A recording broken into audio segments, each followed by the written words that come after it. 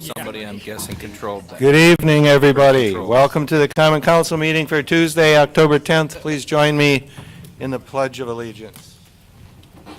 Pledge allegiance to the flag of the United States of America and to the republic for which it stands, one nation under God, indivisible, with liberty and justice for all. Note that we all stood. Roll call. Alderman Strelchak? Here. Alderman Bushy? Here. Alderman Meyer? Here. Alderman Worth? Here. Alderman Garrow? Here. Alderman Hawkins? Here. Alderman Schneider? Here. Alderman Nurbin? Here. Mayor Abendroth? Here. We have a quorum. First item is public hearings. Our first public hearing is for ordinance 1500, amending the city land use plan map designation for the 10-acre property located at 12431 North Green Bay Road and immediately west of 12431 North Green Bay Road, from institutional and residential 1 to 1.5 acre to residential plex. This was recommended by the Planning Commission in August, and the first reading was at the Common Council meeting in September. Move to go into public hearing. Second. Motion and second to go into public hearing. All in favor say aye. Aye. Any opposed? We are now in public hearing. Does anyone wish to address the council on this issue? I see none. Move to close. Second. Motion second to close public hearing. All those in favor say aye. Aye. Any opposed? Public hearing is now closed. Public hearing for ordinance 1501, amending the city zoning code regarding the minimum lot size requirements for planned unit developments. This was recommended by the Planning Commission in September, and the first reading was at the Common Council in September. Move to go into public hearing. Second. Motion and a second to go into public hearing. All those in favor say aye. Aye. Any opposed? We are now in public hearing. Is there anyone who wishes to address the council on this item? I see none. Move to close. Second. Motion second to close public hearing. All those in favor say aye. Aye. Any opposed? Public hearing is closed. Public hearing for ordinance 1502, amending the city zoning code to rezone the properties located at 9715, 9731, 9749, and 9757 North Granville Road from B6, which is rural industrial, to R3, single-family 1 acre. This was recommended by the Planning Commission in September, and the first reading was at the council in September. Move to go into public hearing. Second. Motion second to go into public hearing. All those in favor say aye. Aye. Any opposed? We are now in public hearing. Is there anyone who wishes to address the council on this item? I see none. Move to close. public hearing. Motion and second to close public hearing. All those in favor say aye. Aye. Any opposed? Public hearing is closed. Final public hearing for ordinance 1506, amending various provisions of Chapter 58 of the Mequon Code of Ordinances that establish boards, commissions, and committees. This was recommended by the Public Welfare Committee in September. First reading was at the council in September. Move to go into public hearing. Second. Motion and a second to go into public hearing. All those in favor say aye. Aye. Any opposed? We are in public hearing. Does anyone wish to address the council on this item? Seeing none. Move to close. Second. Motion second to close public hearing. All those in favor say aye. Aye. Any opposed? The public hearing is now closed. Personal appearances. Any citizens wishing to address the council on any item not on our agenda may do so at this time. Is there anyone who wishes to address the council?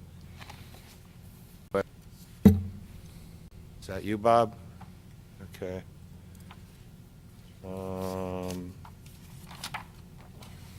Bob Wallerstein? Thank you, Mr. Mayor. You have 5 minutes, Bob. I'll keep it under 3 weeks. Maybe.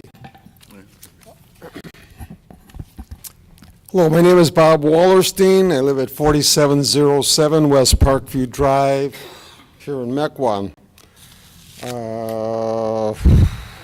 Past history, I was the chair of the Economic Development Board, Board of Review twice, Park Board, let's see, Reserve Police Officer for 15 years, current.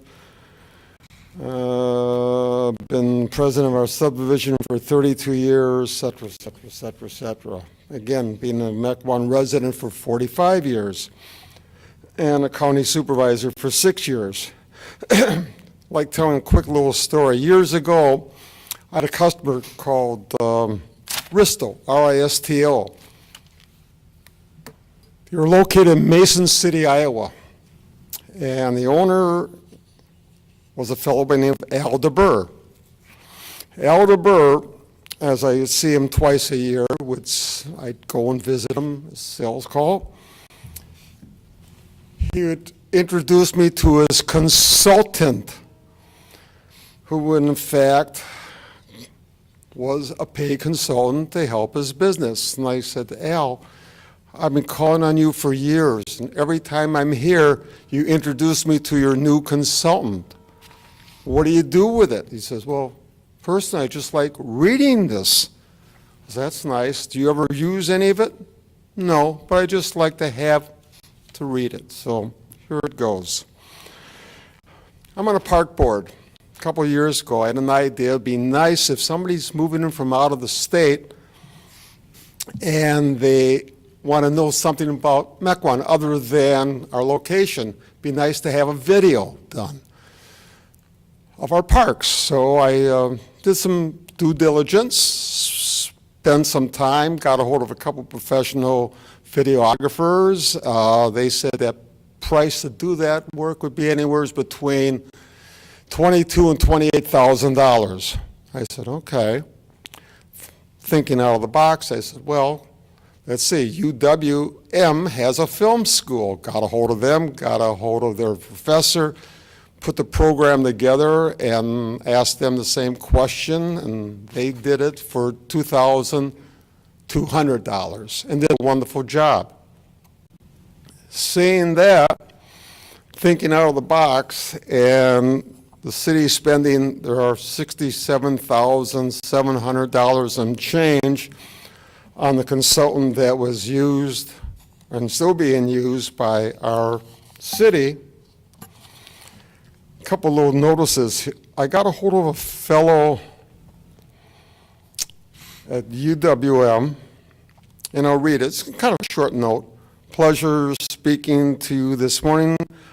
I'm a student at UWM, but also a professional engineer. I am copying one of my supervisors, Steve Corin, with blah, blah, blah, blah, who is the director of traffic engineering for my firm. Looking at the property in question, I spoke to Steve to get a couple of comparable projects we have done. We performed a parking and traffic study for a project in Illinois. That was an intersection of a county and state highway, I believe, intersections, two counties, two different highways. The total fee was $10,000. We also did a parking study for a redevelopment of a mall in Minnesota.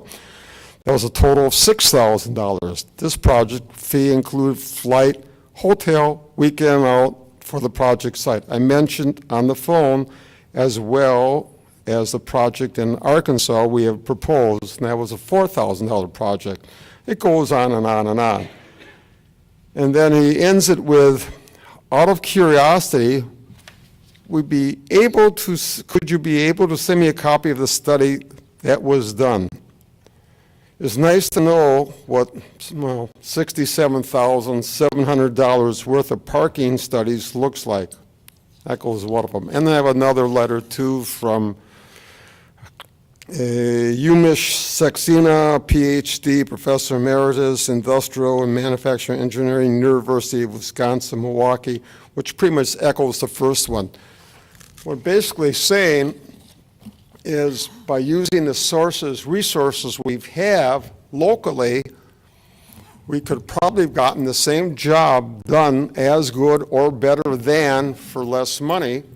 And it goes back to the old one-liner. The expert from afar is always better than the expert next door. And that's basically what I have to say. So I'm not bashing the Common Council for their spending city's money for a parking study, but I believe, from at least what I've read and people I've talked to, that a study could have been handled professionally for a lot less money than what the Common Council spent and is currently spending for a current study. That's it. Thank you for listening. Thank you, Mr. Wallerstein. Bridget King?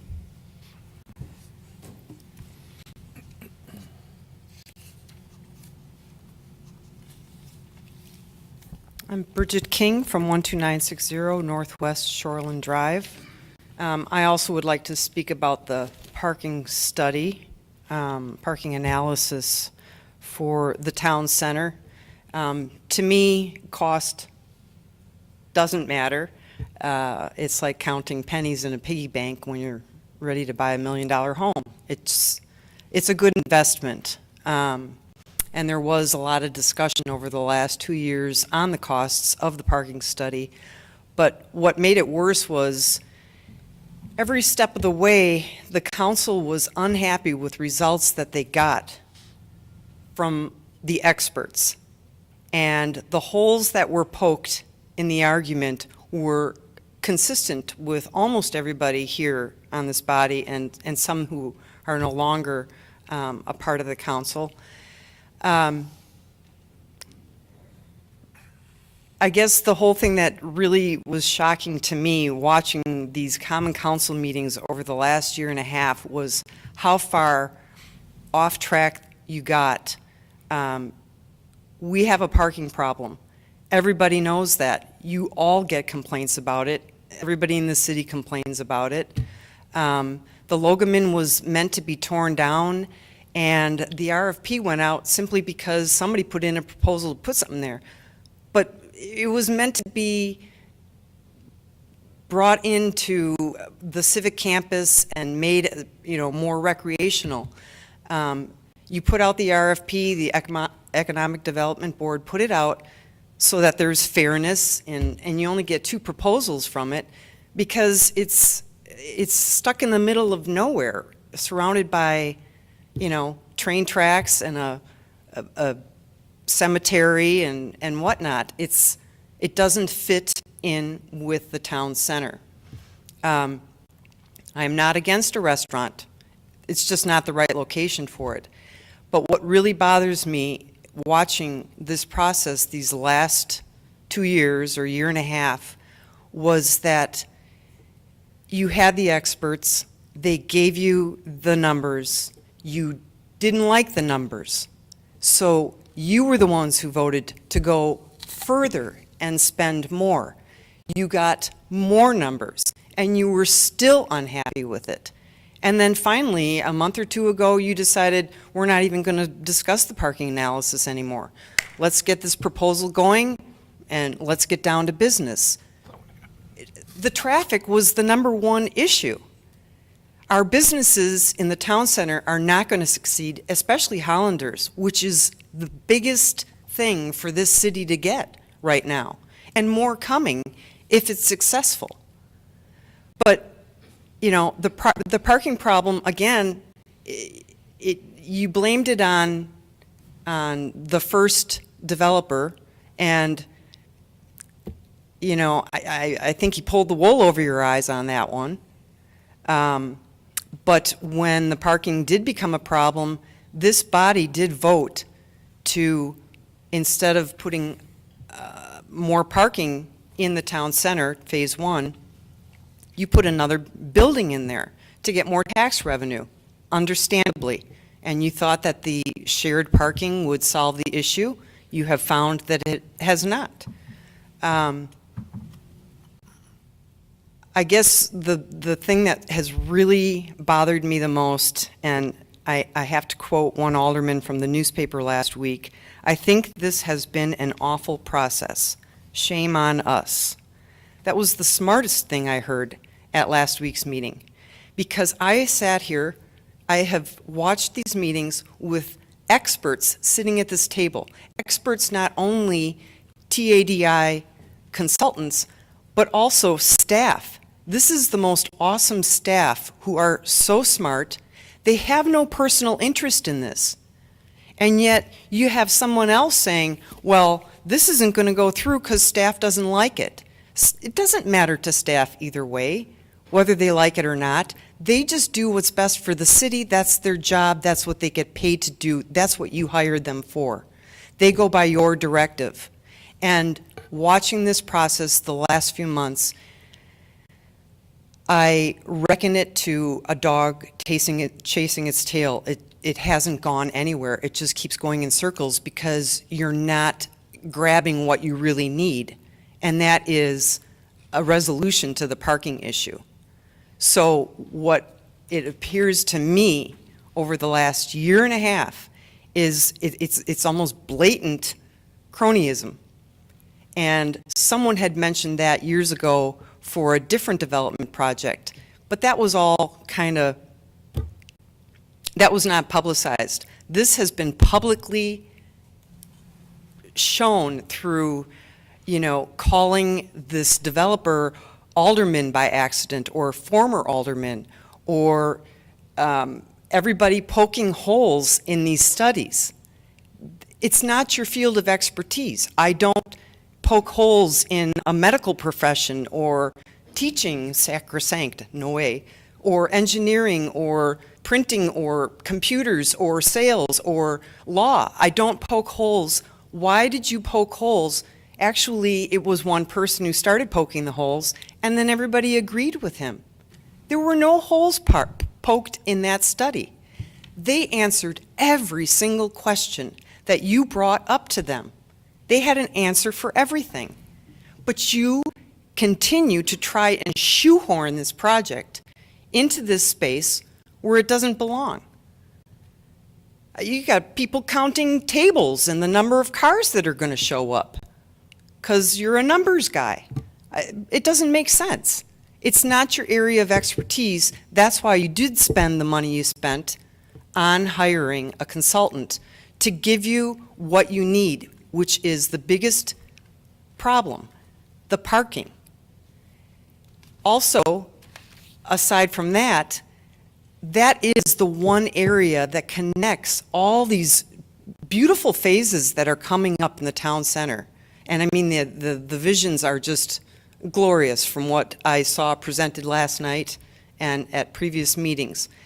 There has to be something in there, not only to take care of the parking, but to also have some connection to the civic campus. That was what the whole discussion was supposed to be about when the Logeman Center was being discussed for demolition. And that's all I've got to say. Thank you very much for your time. Thank you, Ms. King. We move on to public officials' reports. City Administrator. Thank you, Mayor, members of the council. Just a couple of quick updates. October is a busy month here, not only for the council and staff, but also here in the city. We've got several events coming up here in the next couple of weeks. The fire department will be hosting their annual open house this coming Saturday from 10 a.m. to 1 p.m. at the station on Buntrock Avenue.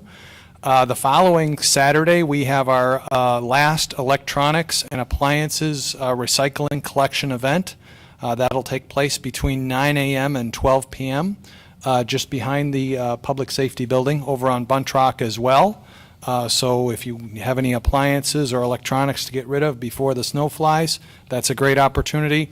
And lastly, citywide trick-or-treat will be taking place on Sunday, October 29th, between the hours of 4 p.m. and 7 p.m. citywide here in Mequon. Lastly, Justin Shinneman, our assistant city administrator, has been working steadfastly with other members of the city staff over the last 9 months to get the city's new website designed and launched. And he's here this evening to provide a quick overview for the benefit of the council, those in attendance, and the community at large regarding this new communication tool and how it's going to help us better serve the residents and the businesses here in Mequon. So Justin's going to take us for a quick drive. Justin, take it away. Sure, thank you. I just wanted to utilize a few minutes tonight to showcase our new website and leverage our live broadcast to help get the word out about our new website. So the city website was a project with multiple hands to make it a reality. Everyone from elected officials, residents, and city staff have been involved at multiple points in this website's generation. And the end result, I do truly believe, is a marked departure from our city's old site. It's much more user-friendly, has a lot more in-depth content, and additional resources for our residents. Here on our homepage, we'll touch on a few quick new features. Our background is designed to ooh, You've been hacked. Text it out. Oh, Call bad in. security certificate.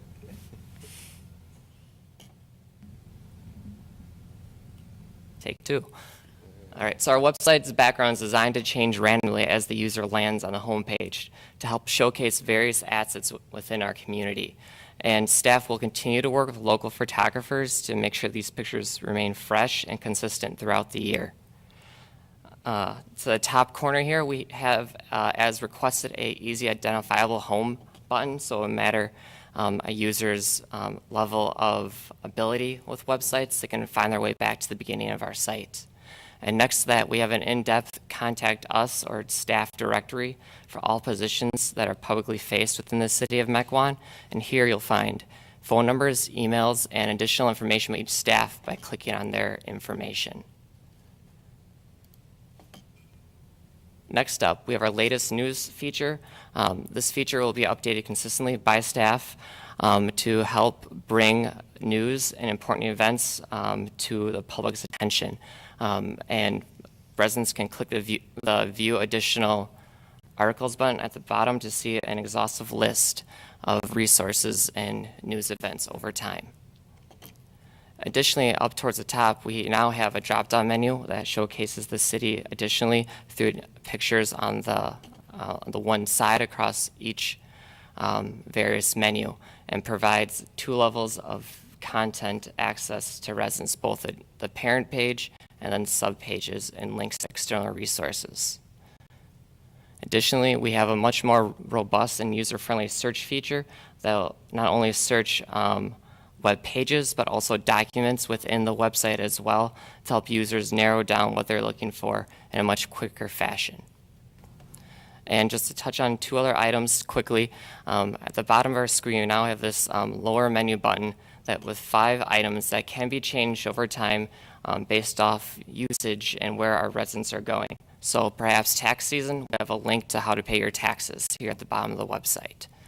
And one last feature I wanted to touch on, it's a little bit smaller, but I think it's a little bit unique to our site, and it's worth a mention, is right here we have a drop-down menu where you can see our 3 major facility phone numbers, so residents can easily get a hold of the department or the facility that they're looking to contact. So these features are just the tip of the iceberg of what our new website offers. City staff will continue to refine the website as we go forward. This is an evolving tool that will be valuable to the community going forward. Thank you. Okay, thank you, Justin, and that concludes staff's report. Moving on to the consent agenda. The consent agenda includes Common Council meeting minutes of September, minutes of August and September, Bureau of Permits and Inspections reports for May, June, July, and August, Finance Personnel Committee meeting minutes of August and September, Mequon Festival Committee minutes of August, Planning Commission minutes of July, Public Welfare Committee minutes of August, Public Works Committee minutes of August, Sewer Utility District Commission minutes of June, Zoning Enforcement and Site Compliance Report through October 1st. Also includes Ordinance 1500, an ordinance amending the city land use plan map designation for the 10-acre property located at 12431 North Green Bay Road and immediately west. That was the subject of a public hearing this evening. It was recommended by the Planning Commission in August, and the first reading was in September. Ordinance 1501, amending the city zoning code regarding the minimum lot size requirements for planned unit developments, recommended by the Planning Commission in September, and the first reading was before the council in September. And Ordinance 1502, amending the city zoning code to rezone the properties located at 9715, 9731, 9749, and 9757 North Granville Road from B6 to R3, recommended by the Planning Commission in September, and the first reading was before the council in September. Looking for a Move motion. approval. Second. Motion Mayor, second. Mayor would like to move item L out of the consent agenda. Okay, motion and a second to approve the consent agenda minus item L. Call the roll. Alderman Strelchuk, Aye. Alderman Bushy, Aye. Alderman Meyer, Aye. Alderman Worth, Aye. Alderman Garrell, Aye. Alderman Hawkins, Alderman Schneider. Aye. Alderman Nerben. Aye. 8-0, and that is approved. Alderman Meyer. I'd like to ask a question to the city staff on number one reason behind it. Second of all, and I did read your notes, but second of all, does that change the overall amount of units that could be put into a particular area by, let's say, by acreage, by 1 acre? The request for the amendment to the PUD ordinance was actually initiated by David Hoff. There was a piece of property over on Cedarburg Road that he's looking to add a couple plex units to, and because of the lack of acreage, he couldn't apply for the PUD, but he just couldn't meet a lot of the technical standards in the code. So he initiated the request to amend the PUD requirements. So staff looked at the request, and we felt the 2-acre minimums would be across-the-board standard and sufficient. The Planning Commission and the council still has the discretion to deny a PUD or accept a PUD depending on the merits of each individual case. So we didn't feel there was any risk to the city. The PUD ordinance does not allow deviation to the density requirements. So by changing the numbers, it does not allow for any additional density for any specific project. By taking that from 10 to 2 acres, though, and I thought some of the original intent was at the 10-acre area, you had a chance to have, while using PUD, you had a chance to maybe possibly put in a few more amenities inside of that, instead of that just having, housing inside of that, housing inside of that area. So if you had a 10-acre size, you could, in a planned unit overlay, you could have some other amenities for that particular group of residents and such. Yeah, I think that's probably an accurate statement for single-family homes, but I think the PUD at 10 acres is somewhat limiting to potentially like the Plex development, which is what David Hoff is looking to do there. I think we didn't want to go to a 0 acreage amount. We wanted to have some standard. We thought with 2 acres, you still could end up with some sort of comprehensive site design. So we felt that, at a 10-acre minimum for single family, it makes sense, but we felt that we could go down to 2 acres for other types of multifamily development. And again, the city always has the discretion to say that if somebody was coming forward with a PUD request just because they couldn't meet the technical standards and there wasn't really a comprehensive design behind the request, the city still could deny the request as not being valid. At the 2 acres. Yes. Looking for a motion? So moved. I'll move to approve. Second. Motion and a second to approve item L, ordinance 1501. Call the roll. Alderman Bushy. Aye. Alderman Meyer. No. Alderman Worth. Aye. Alderman Garrell. No. Alderman Hawkins. Aye. Alderman Schneider. Aye. Alderman Nerben. Aye. Alderman Stralchuk. Aye. 2. And the ordinance is adopted. Moving on to Committee of the Whole. Your Honor, quickly, I'd like to make a motion to suspend the rules and take up item 8C. We have one representative from We Energies here tonight, and I'd like to spare her what would likely be perceived as torture of sitting through the next couple hours of this meeting to get to her item. I'll second that motion. What could you possibly be referring to? The motion and a second to suspend the rules. Does that require a roll call? No. No. All in favor say aye. Aye. Any opposed? Rules are suspended. 8C, Resolution 3424, authorizing an exemption for Wisconsin Gas LLC to Chapter 84-4, parentheses 2 of the Mequon Municipal Code. This was recommended by Public Works in February, and further recommendation forthcoming tonight. Recommended again tonight. Recommended committee. again. Second. Wait a second. It was tabled by the council in February and in August, so we have to remove it from the table. Make a motion to remove from table. Second. Motion and a second to remove from the table. All those in favor say aye. Aye. Any opposed? Item is now before us. Motion to approve. Second. Motion to approve. And a second. Any discussion? All those in favor say aye. Aye. Any opposed? Resolution 3424 is adopted. You can go home now. All right, where were we? Committee of the Whole. Item A, review and discussion of a proposed emerald ash borer policy.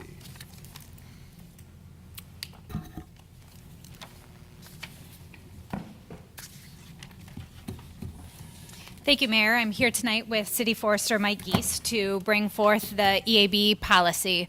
This issue has been before the Common Council several times in the past, both before the infestation of the emerald ash borer in the city of Mequon was identified and after it was identified. Last year, during the budget process, there was given an indication that the Common Council would like to be able to have the opportunity to review an EAB policy ahead of any funding discussions associated with the budget. So the tree board and the city forester have been working through policy language. To be clear, what the board and the city forester set forth to do was formalize or memorialize what the city is currently doing to address EAB, both due to funding limitations and staffing limitations. We're not looking to go beyond what our current efforts are, but to provide a transparent process to all members of the city with respect to how the city is addressing EAB. So the policy before you includes the general overview of policies and procedures, the different classifications of ash tree in terms of their health, and the procedures for removal, restoration, and replacement, as the city certainly endeavors to maintain its tree canopy despite the loss due to the infestation, and the prioritization of the work program. As most of you know, in 2014, we set forth a policy to remove all ash trees associated with the annual road program, so that while we're already in a neighborhood, presumably disturbing the peace, so to speak, as we reconstruct a roadway, that we would try and be more efficient with both the use and the disturbance and remove ash trees at that time.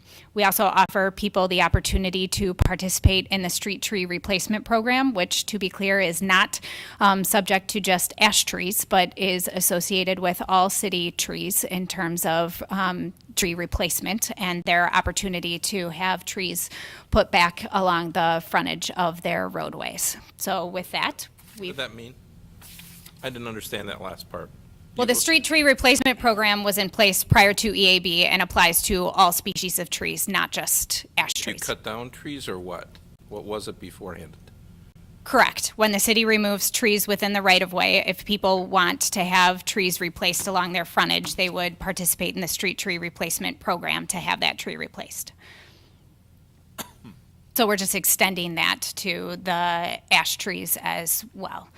And so with that, we provided the policy language. What we're looking for tonight is any discussion or feedback that the Common Council may have on the policy, so that the tree board can take that into account as they finalize the language and ultimately propose it through committee and then to the Common Council for approval.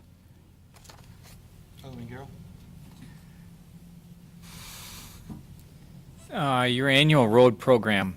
A couple years ago, I came up with this idea, and it got no traction whatsoever, but We Energies is doing it, and they've been extremely successful in my neighborhood.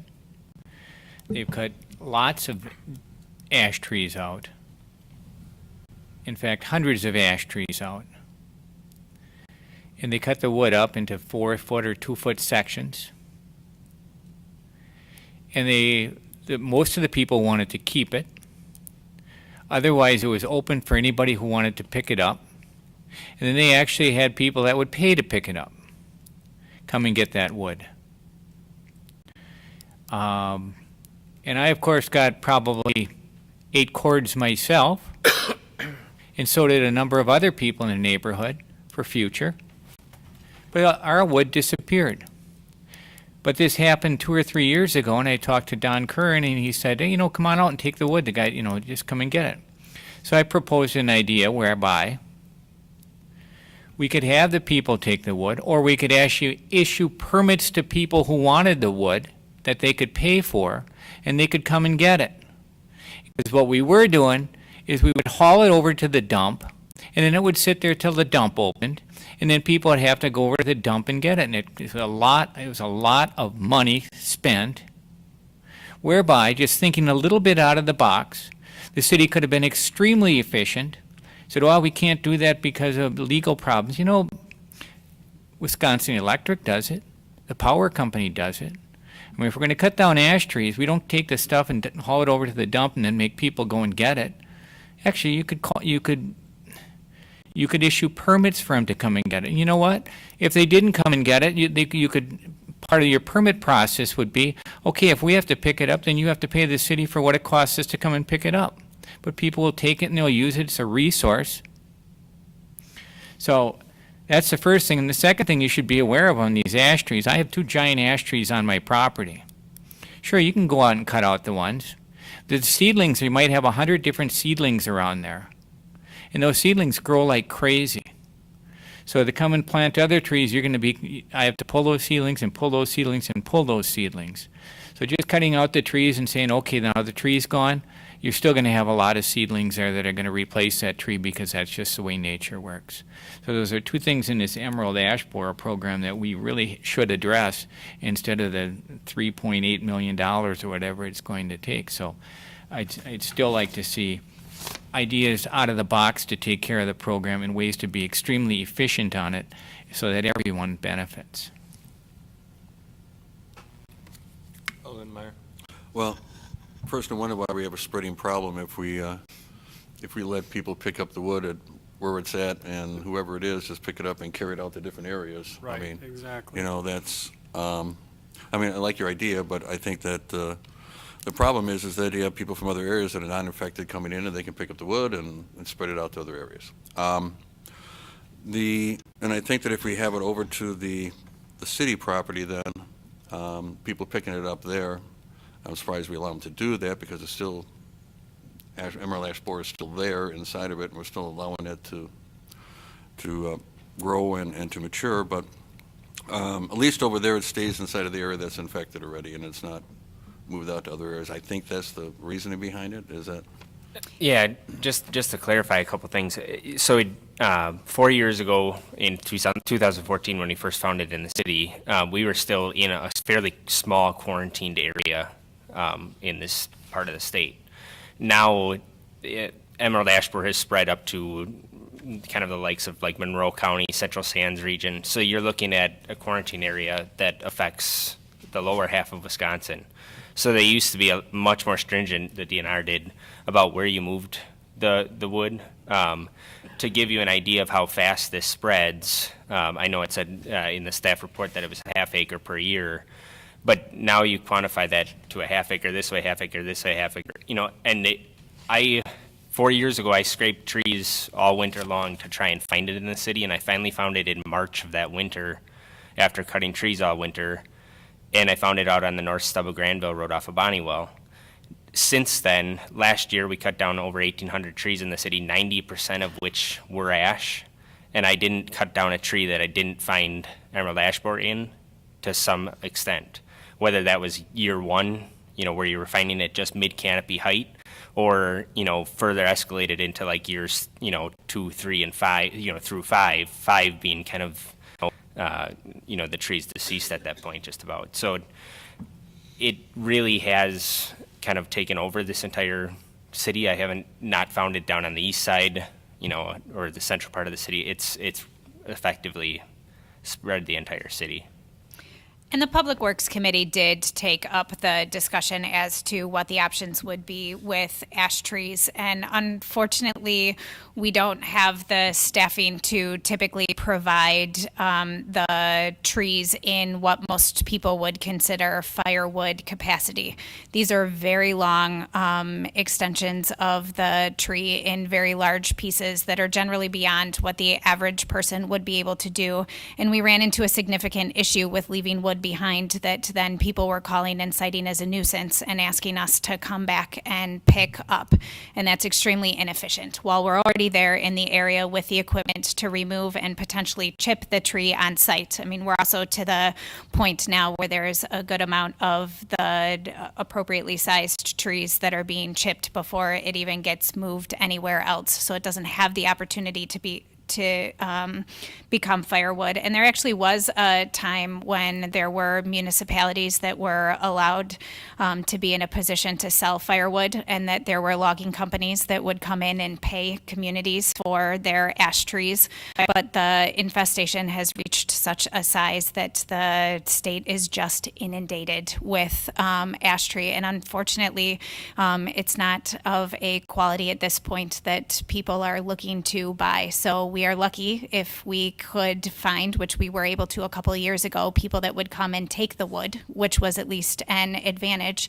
And when we hire a contractor, they do take the wood with them. We're not required to otherwise address it at our brush site, but it's just in the mass amounts of wood that we're dealing with. As Mike mentioned, last year it was 1,800 trees, and that's beyond what we can leave in the right of way to allow for residents to try and pick up. We would never turn down a resident that came out that the tree was being taken out of their own yard. The only thing that we do say is that we will leave it right at the base of that tree, so in cut up form at the base, and then they're free to do with it what they'd like. But we don't. I think that the trouble had come in the past where we were being requested to transport that to someone else's yard, maybe a neighbor or down the road, and that's where it became difficult because you have log material or debris material sitting in someone's yard that is agreeing that a neighbor down the road, or not agreeing that a neighbor down the road is going to be kind of having dibs on that load of wood there, and then the neighbor taking 3, 5, 4 days to come and get that wood with it sitting effectively on someone else's property. So that's where I think we were getting the problem was arising.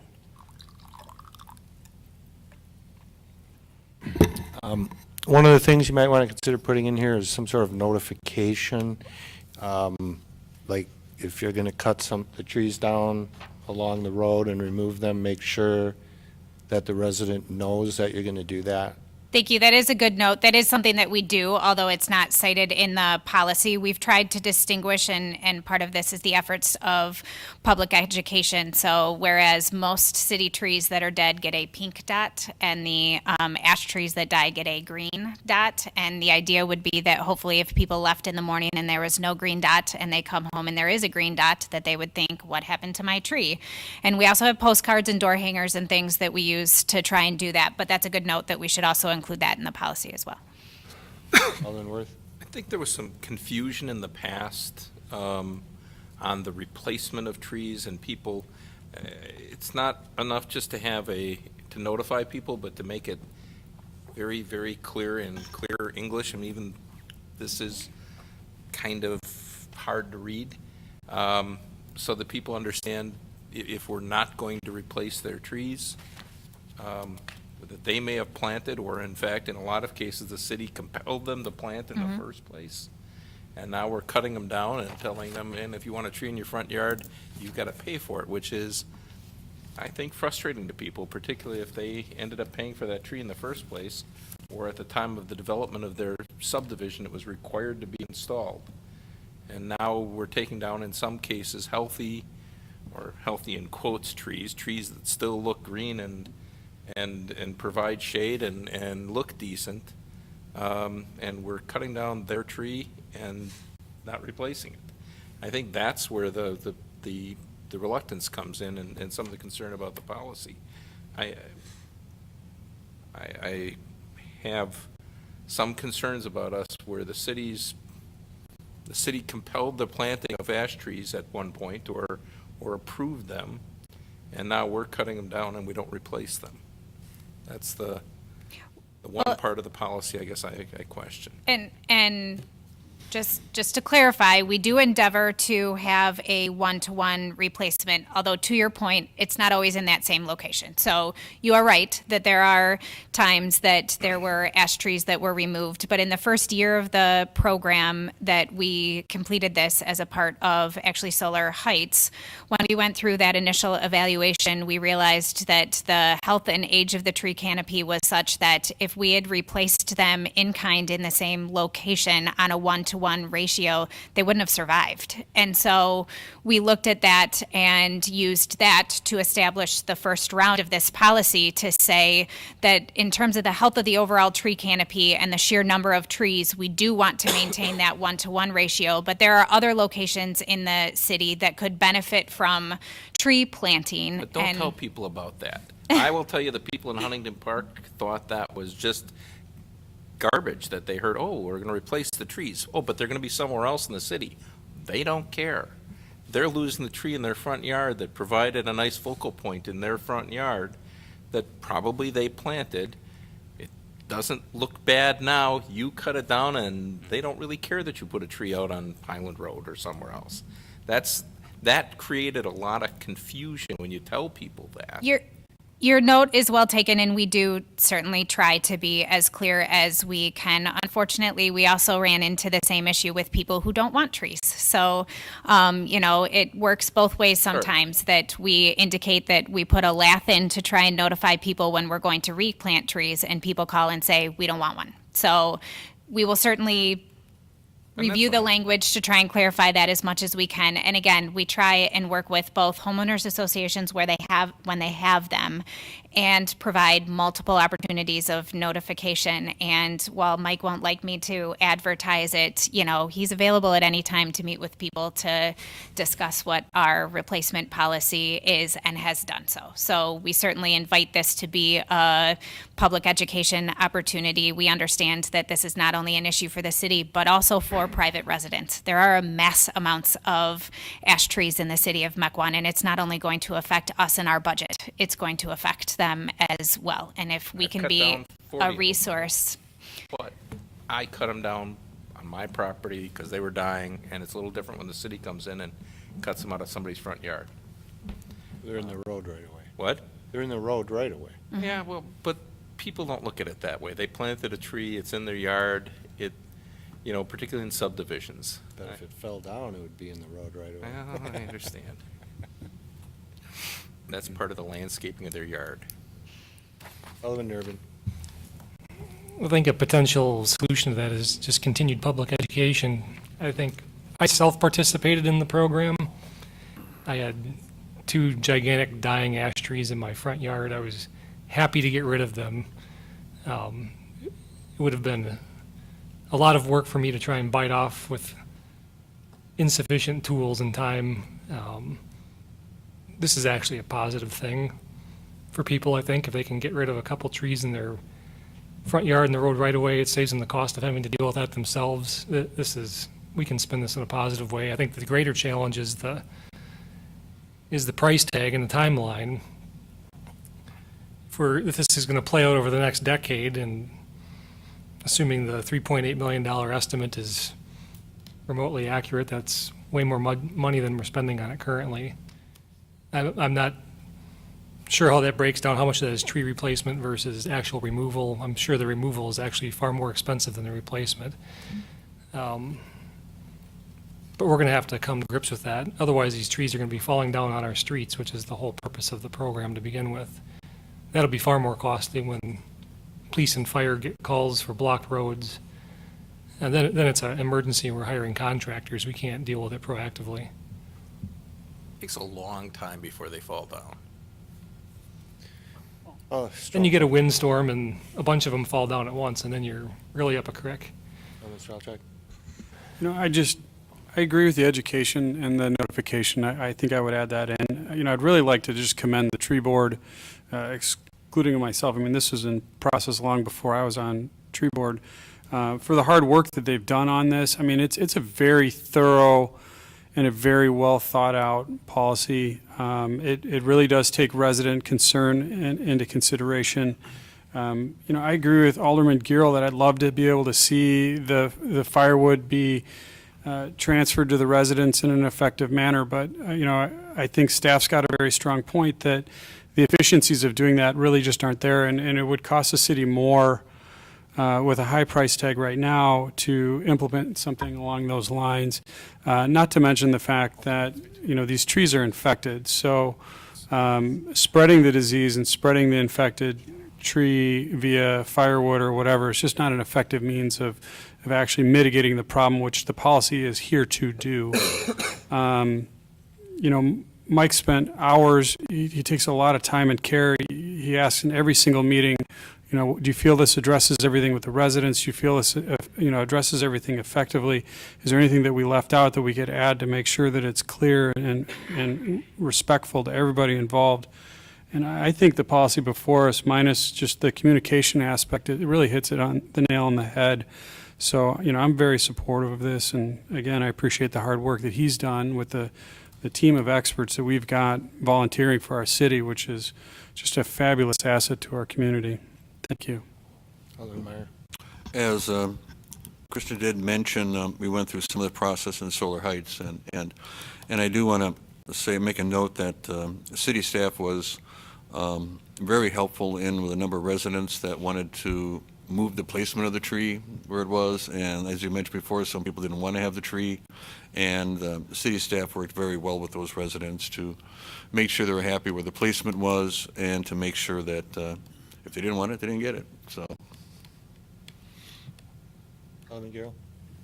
I had a question. What's your, on a mature ash tree, what's your cost per tree to have that removed? On a mature, for instance, this year we're under contract. We have 94 trees that are being removed. Just to give you guys an idea of scale here, we have 94 trees getting removed. It's supposed to start actually Thursday of this week off of Oriole Homestead Trail Valley. That's where we're seeing some really significant damage, and the trees are actually standing dead off of those roadways. For the 94 trees is about $20,000 for removal. Really?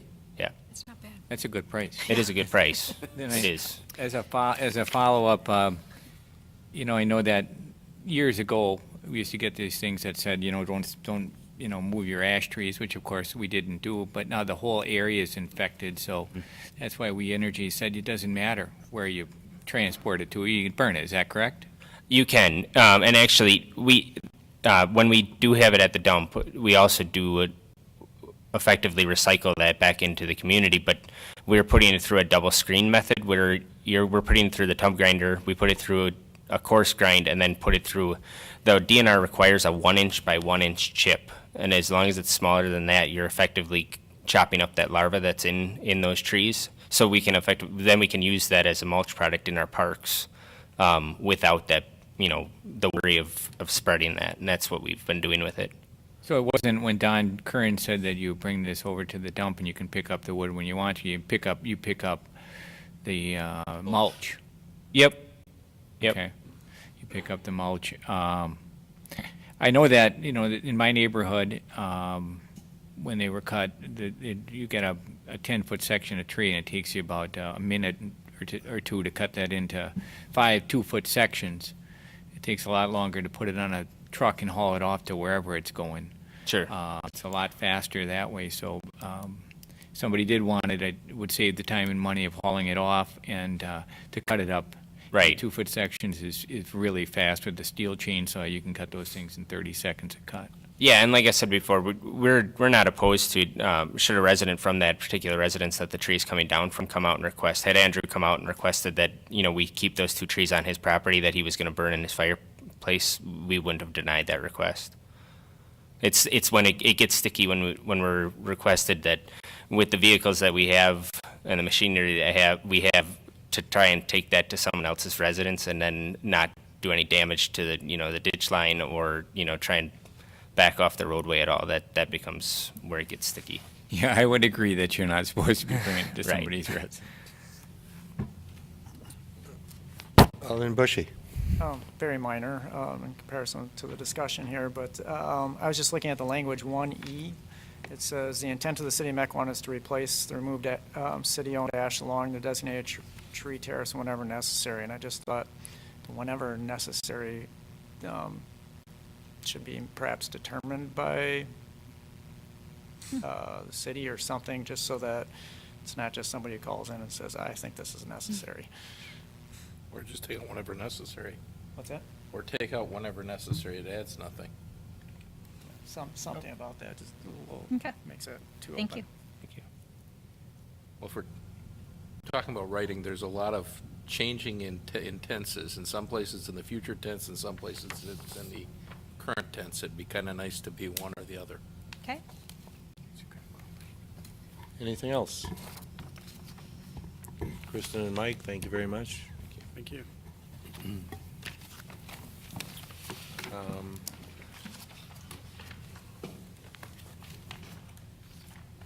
lost my agenda.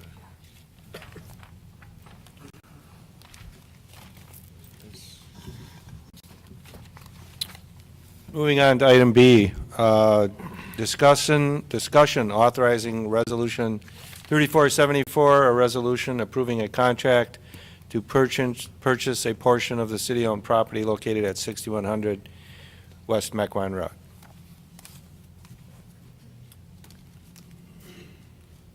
There's the piece of property there. We'll start Is that with a picture? We'll start with staff, and we have a couple of people that want to speak. Great picture. Got wet. User? It was so pristine. I know it's laptop user.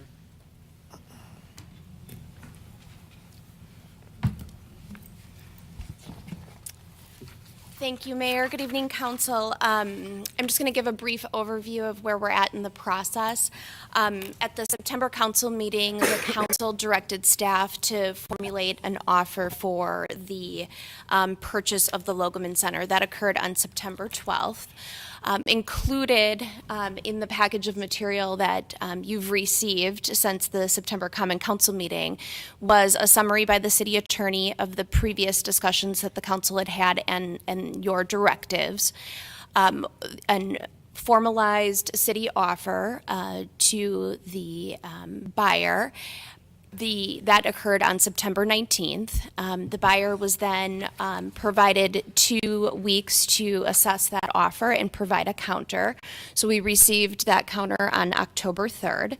And then on October 9th, which was yesterday, staff provided a response to that counter offer and any of the contingencies.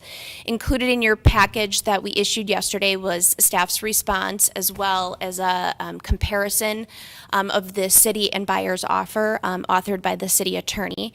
And included was the updated appraisal report by Val Bridge, and that was based on the approximate 0.80 acres and some dedicated parking stalls. The scope of that appraisal report is addressed in that analysis. In terms of the considerations, I'm just going to briefly touch on 4 major points that staff raised in your staff response that you received yesterday. The first was the purchase price. Per the counter offers submitted by the buyer on October 3rd, the purchase price is suggested at $110,000, and that's in contribution to improvements that would occur on the property and adjacent to the property. The appraised value and one of the contingencies listed in the city's original offer was $175,000. In addition to the purchase price, staff's response focused on the financial feasibility and the economic development of the project, as well as the capability of the operations and buyer. And that's a standard financial contingency that we provide in other land negotiations when we're dealing with public land sales. We also addressed land use and town center regulations. We've touched on those in the past, but they do relate to some of the contingencies that were part of the city's original offer and not included in the counter offer.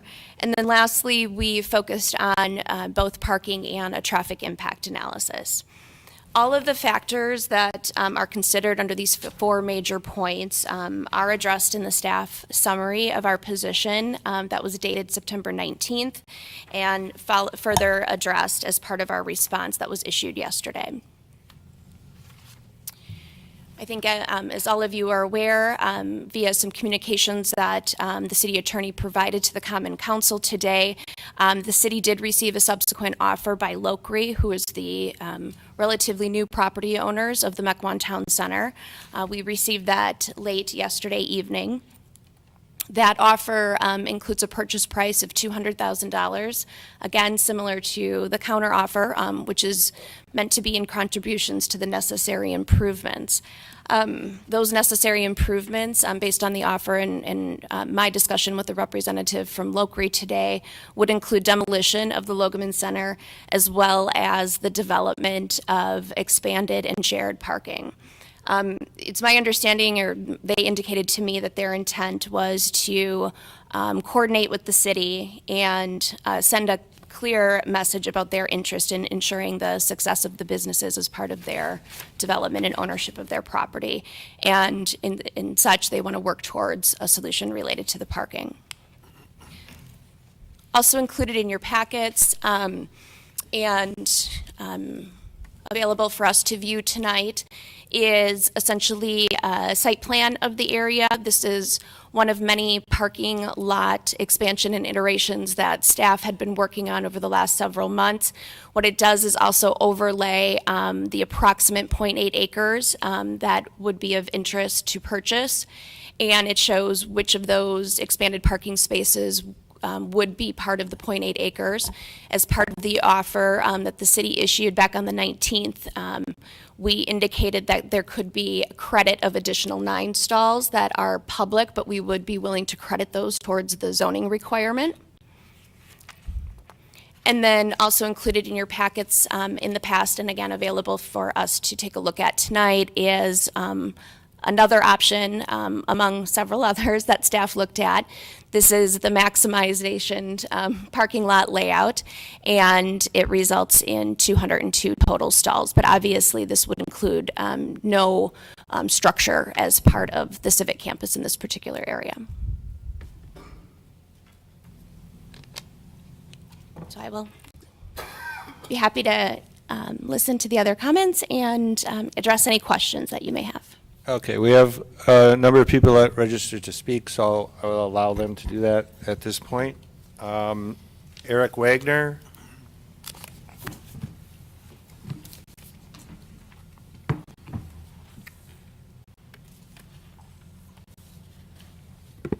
My name is Eric Wagner. I'm one of the owners of Cafe Hollander. We obviously fully support the Lockery offer that's on the table today. We'll also be putting our money where our mouth is. We'll be contributing to the project as well. It does a couple things. One, obviously it provides more parking, which is desperately needed. And two, I think it's just going to improve the overall customer experience of everyone coming to the town center. We'll be able to connect the parking lot to our parking lot, make it more obvious with some sidewalks and some connectivity. We'll be working with the other tenants in the development to come up with some other ideas to welcome people from the interurban trail and make this, make that part of the town center, I think, what it could be. But I wanted to say a couple things on top of that. I wasn't at the last meeting that we had, or that was here, about the parking study, because I read the parking study and I felt like it was very, very clear. Well-respected company doing the parking study. It was the second parking study. On top of that, I'm in the parking lot a lot and I see what's happening.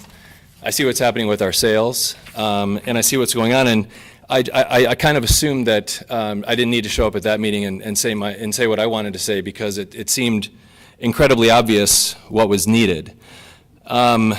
I also want to be a little bit careful, because we never, my company, me, my partners, we never speak out about other development around us, and we welcome it. The development that's going to happen to the west of us, we fully support, we welcome, we're excited about it. We think it will bring more people to the Mequon Town Center. But in this case, I need to speak openly and frankly, and I have to tell you that putting a restaurant in this location will be a disaster. It will be a disaster for us. We are doing okay, and I think, we'll continue to do okay. Putting this restaurant here will be, it will be devastating. The parking is rough now. The additional needs that this restaurant will need will hurt, and I will tell you, there will be closures in the town center if this happens. I show up sometimes at 4:30 on a Tuesday, Wednesday afternoon, Thursday afternoon. There's 12 spots in our parking lot. And those are times when we're not even busy. To put a restaurant down there and add the additional parking requirements that would be needed will stress out our parking lot to the point of bursting, and it will not work. We came to Mequon and we invested over $3 million in our project alone. That's on top of the building. That was just us. Because we believed in what Mequon was doing. We believed in creating this amazing town center. We could have done something on Port Washington Road. We could have done something in other communities like Menominee Falls. But we loved the community aspect of what was happening in Mequon. And we believed in it. And we believe in what's going to happen on the other side of the interurban trail with the other development. This will take away from all that we have succeeded with in the town center. When we look at the retail environment overall, you know, we're in other malls, we're in other areas, we're in varying kinds of development. As you all know, the retail environment right now is unbelievably difficult. It's difficult for restaurants, it's difficult for retailers. Retailers are hard to find, and when you add on top of it the pressure that we have for parking, it will end up forcing closures. We also came into this development not as parking experts. We count on the developer to determine how much parking is needed with their mix of retail tenants. It's not something that we study. We didn't study it in Madison at the Hilldale Mall. We didn't study it in Brookfield because those things were taken care of by the developer. Unfortunately, they weren't here, but the reality is we will most likely fail if there's a restaurant built in the back of the lot. I find it startling that so much risk would be put in place to jeopardize the entire town center for what effectively is an incredibly mediocre restaurant location. While we're not developer experts, we do have a lot of experience in restaurants. I've personally opened over 20. Most of them have been successful, but we have missed a couple times. And in our business, we have to do every single thing right before we even start serving food. We have to have the right concept. We have to have the right design. We have to have visibility to the road. We have to have the right parking. And then once all of that is done, then we've got to operate well, and we have to have great food and great service. And, you know, we make mistakes in all of those things. But to jeopardize the success of the town center and all the investment that we've made and all the other retailers have made for a location that's not even visible from the road is, quite frankly, mind-blowing to me. So that said, I wanted to make sure I could show up today, speak frankly to all of you, maybe more than I normally would in an environment like this, but this is an important one. We'd love to see something really, really cool done with the parking connection to the town center lot, as well as doing something that no one else has really done on the interurban trail, and that's really having a welcoming spot from all the bikers that are on that trail, which is growing constantly. So appreciate the time, and hopefully all the other sentiments that have echoed what I've said will be heard. Thank you. Thank you, Mr. Wagner. Dr. Bobby Fisher.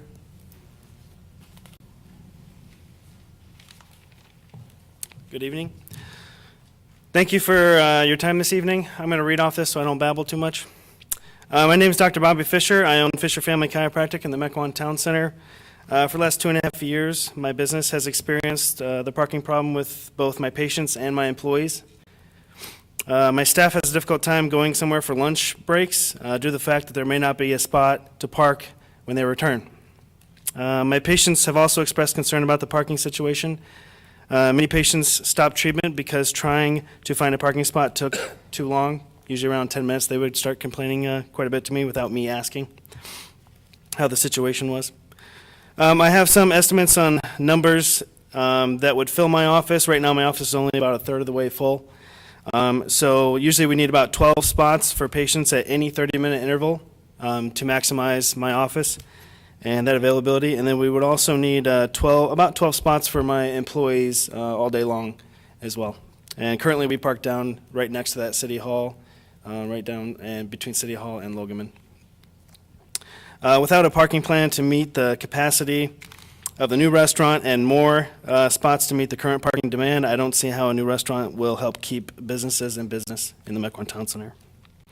I definitely don't see any favorable signs indicating Fisher Family Chiropractic can grow without a parking solution to the current problem. And I've already seen a business leave, and I've heard other businesses are looking at their options in the Mequon Town Center. And again, if this continues, I would definitely need to find somewhere else to lease or purchase in the near future.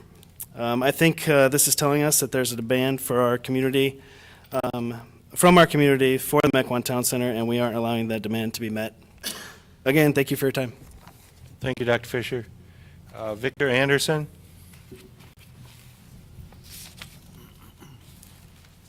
Victor Anderson, I represent the owners of Mequon Town Center. I'd like to thank the council for allowing me to speak about the Mequon Town Center's offer to purchase the Logaman site for a commitment of $200,000 towards the demolition of the building and the installation of the on-site parking lot, all keeping our plans within the same guidelines of the city's master plan to update the entire campus parking layout. Point of order, is it appropriate, since this isn't noticed, this other offer, it sounds like we're going to add that into the discussion, and it's not noticed for tonight. Is there a limit to, where's the limit to where we can go with that? Well, the answer is that ultimately it's up to you guys to some level. What the statute requires is that there be notice of the discussions that will take place or the actions that will take place. I can tell you with almost 100% certainty that you could not, for example, take action on that offer tonight. That much I can guarantee. How much of the interplay between this offer that has been made and the what's going on otherwise on the agenda item is appropriate, I don't know that I have a good answer that I can give you. I think that it's going to rely on you guys to appropriately decide whether or not you want to venture down these paths, or if you just want to talk generally about the fact that, well, there's an offer there and that's good enough for our purposes tonight. That said, while it's not citizen comment period per se, it kind of is, and if he wants to talk a little bit more about that, just to give you an idea of what his offer is, maybe that's a little bit more appropriate than actually having the discussion later on about, well, what if we did this with the offer versus that with the offer, and talking more specifically about it. I wish I had a better answer for you, but it's just not a Sorry to interrupt. I just want to make sure we're staying Yeah, no, that's within fine. what we're allowed to do, because we can't really address your offer tonight. Yeah, and obviously I oppose the resolution. I'd like to make that point stated, and hopefully you can evaluate our offer. Any other questions? Okay. Thank you, Mr. Anderson. Charles Friedland.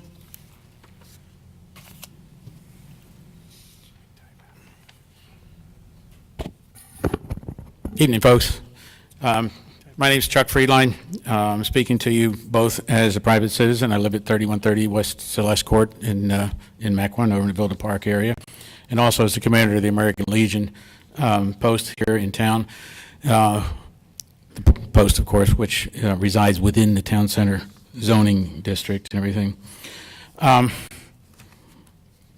Before I get into what I have got to say, which is very little, I would like to say thanks to staff and everything for coming up with an extremely interesting and accurate, as far as I'm aware of, all the discussions and everything, at least that I've been able to attend and listen to, as far as the parking studies and the amount of parking that there is and that there isn't, et cetera. They finally got some direction to do something, and they came up with a good one. So anyway, to get on with one of the things here, I've had experience, as I've said before, in working with county governments and the federal government in the guise of military, and I was a requirements officer. Each of these places, and of course here now in the interaction with you, I found that there's a difference in the legalese wording, if you want to call it that, that's used that's kind of like reminiscent of the difference in accents of the English language when you go from the south to the north to the west. And with that in mind, I've got one short question here regarding Addendum A, Paragraph 3. Does the statement as it's written in there mean that the property becomes taxable upon closing of the sale? It doesn't say that. And what I had to use for language in writing requirements and things like that for multi-million-dollar special purpose computers and everything, for example, it had to say whether it was going to be this, that, or if this, then that. This doesn't say the then that. It's got an if this. It's not taxable now. So that's a question that I would like to see answered somewhere along the line. I can make an assumption, but making assumptions sometimes does things we don't want to happen. Moving on to the specifics of staff's report, in reference to Exhibit D, which is their analysis of parking, I've got two observations here. I recommend that staff specify a strict adherence to the zoning code for parking space size, the 10 by 18 foot stall space and the 25 foot wide drive aisles.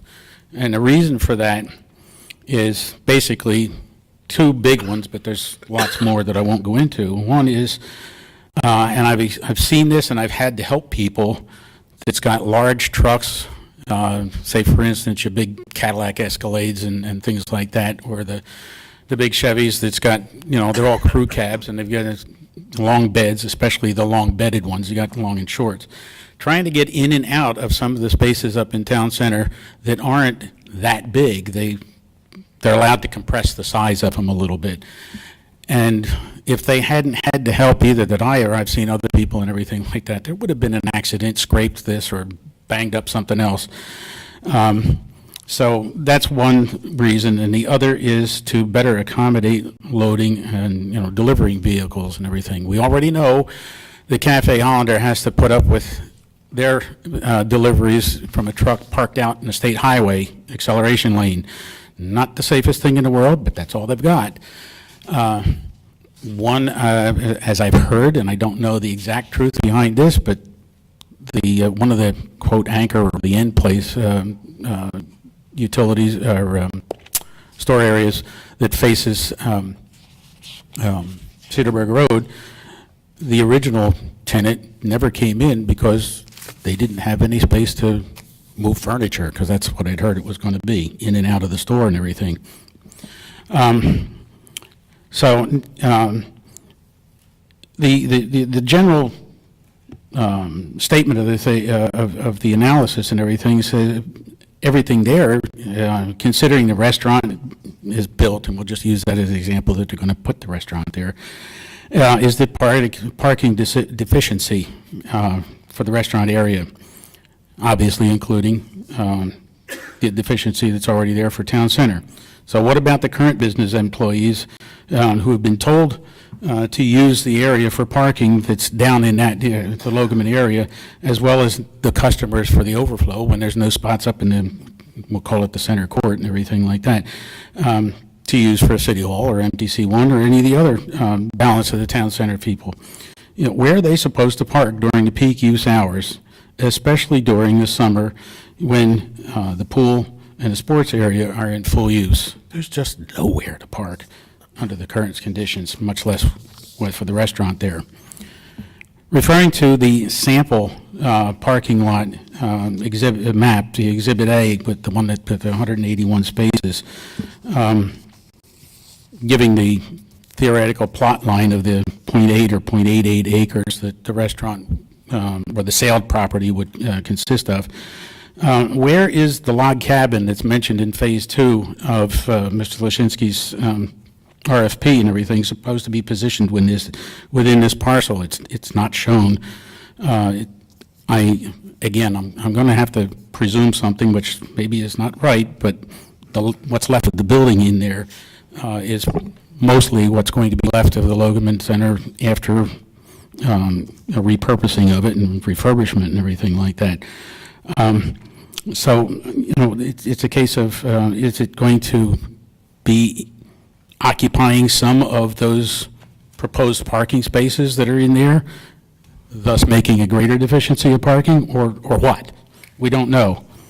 Another thing is, I don't see any trash or garbage disposal containment area like you see that's in the middle of Town Center 1 for the dumpsters and everything like that, much less any access area for a large truck to get in there and, you know, pick up the trash and stuff. So where's that going to be?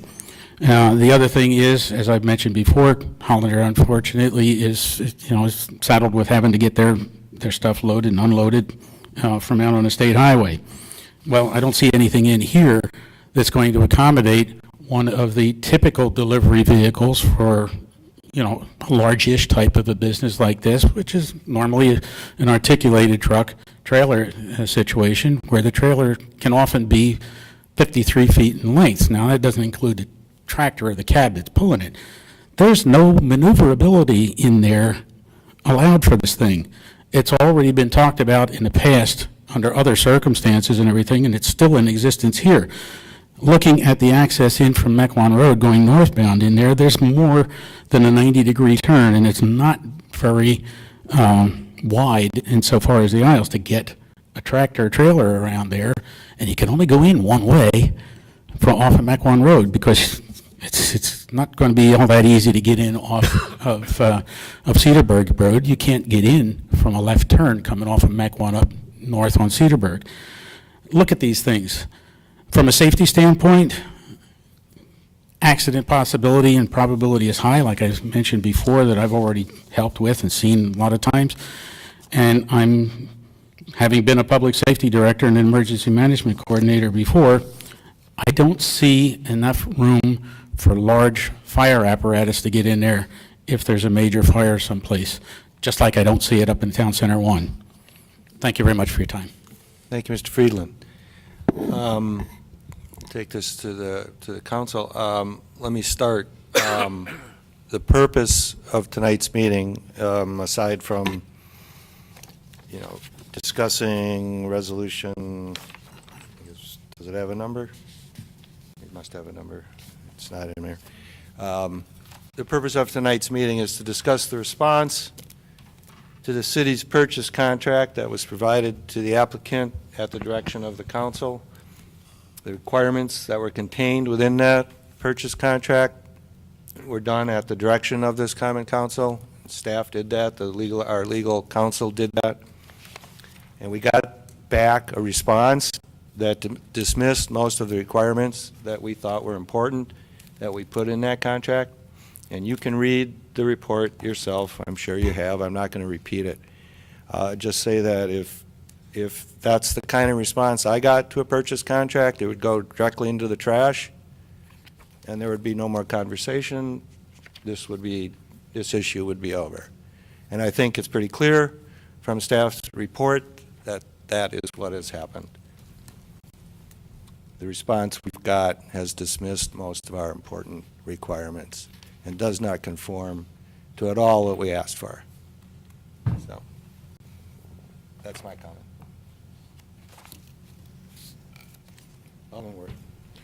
Well, I don't think it's as far away as you suggest it is, but I do think that it has, you know, there have been a couple of points that we've made consistently, and the counteroffer that we received had decided, you know, Mr. Lashinsky decided that that's not what he wants to do. This is precisely why I made the motion I did last month. It was, if we're going to address parking, we ought to know whether it's with or without a restaurant, and this finally ought to come to a vote. We ought to make a decision. We ought to tell him, we're not going to do this. We're going to do it on these terms, or we'll accept his terms, one of those things, and then he can make a decision. But instead, this has gone on forever. I mean, no, you know, and the negotiations, and I'll tell you, it's been on both sides. We should have had a written offer from Mr. Lashinsky. He gave us one, We told him that some of the things weren't appropriate. He started the offer, by the way. Ours is a counter offer, just to be clear about this. But we should have had something in writing from both parties 6 months ago. You didn't have to do everything we did to get here to have this discussion, because there's all sorts of contingencies. And that's part of why this is an embarrassing process. It hasn't been fair to him, it hasn't been fair to us, it hasn't been fair to the people in Town Center 1. It's just gone on ad infinitum, and a lot of talk. So I think tonight, hopefully, we finally move a direction. But I will tell you, my position over time has changed. I started as a proponent of having the Backwoods Pub. I mean, I think, as a general rule, I like to say yes to developments. When they're good developments, I think this would have been a nice project. I think it is a nice project. But always I said there was one thing that we had to figure out, and that's parking. Now, we've debated the parking study again, over and over and over again. He's done a good job, some of us have done a good job poking holes in the parking study. And I do think that there are some deficiencies in it. I'm not being critical of Taddy.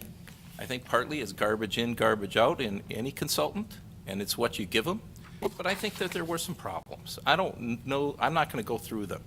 I don't think it's worth going through them. But I'm not laying those problems necessarily at the feet of the consultant. I'm also not laying, and I think the problems in Mequon Town Center 1. Yes, does the original developer have some responsibility? Yes, but they're not the only ones who messed this up for the last few years. I think some of the approvals that were done and not done that went ahead without it, and I think there really ought to be, if we're responsible, when this is all said and done, there ought to be a postmortem that says, what happened here? And how do we avoid ever having this happen again? Because this is not the way government, democracy, anything else should work. This has been awful. But let me tell you why I've changed my mind. We have to look at the facts dispassionately. And do I think the Taddy study has some bias? Yes. I don't think that the traffic court takes 38 spaces. I mean, that's ridiculous. I think there's some other problems. But flip side is, yes, is there enough parking for Backwoods Pub? Probably. But what that does do is preclude solutions for the problem we already have. It's not that there isn't enough parking for Backwoods Pub. It's that there's not enough parking for Backwoods Pub and solutions. Now, people keep saying there might be, but nobody's really showed us what those are. And that's where this becomes a problem. So do we have perfect information? No, we don't. But, courts do that all the time. They have to do the best information you've got in front of you. At some point, you've got to fish or cut bait. And I think the only information we have a bunch of arguments, we've got a bunch of people winging it, we've got some opinions. We have one professional study, flawed though it is, it does point out there is a problem. And frankly, for anybody who says there isn't a problem, and I've heard staff go back and forth on this. Originally, I heard that we had plenty of parking, that that's what a town center is, and it should be walking, and then all of a sudden we don't want to have a restaurant, so now we've got a big parking problem. I think you do have to listen to, and not just the people who are located at Town Center 1, the tenants, they all have a vested interest. Mr. Lokri has a vested interest.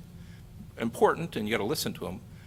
But I think if you listen to people in the city of Mequon, the users of that center, there is a problem there. And if you've used it as much as I have, there is a problem. And there has to be somewhere a solution. Now, is that the city's financial burden? It shouldn't be.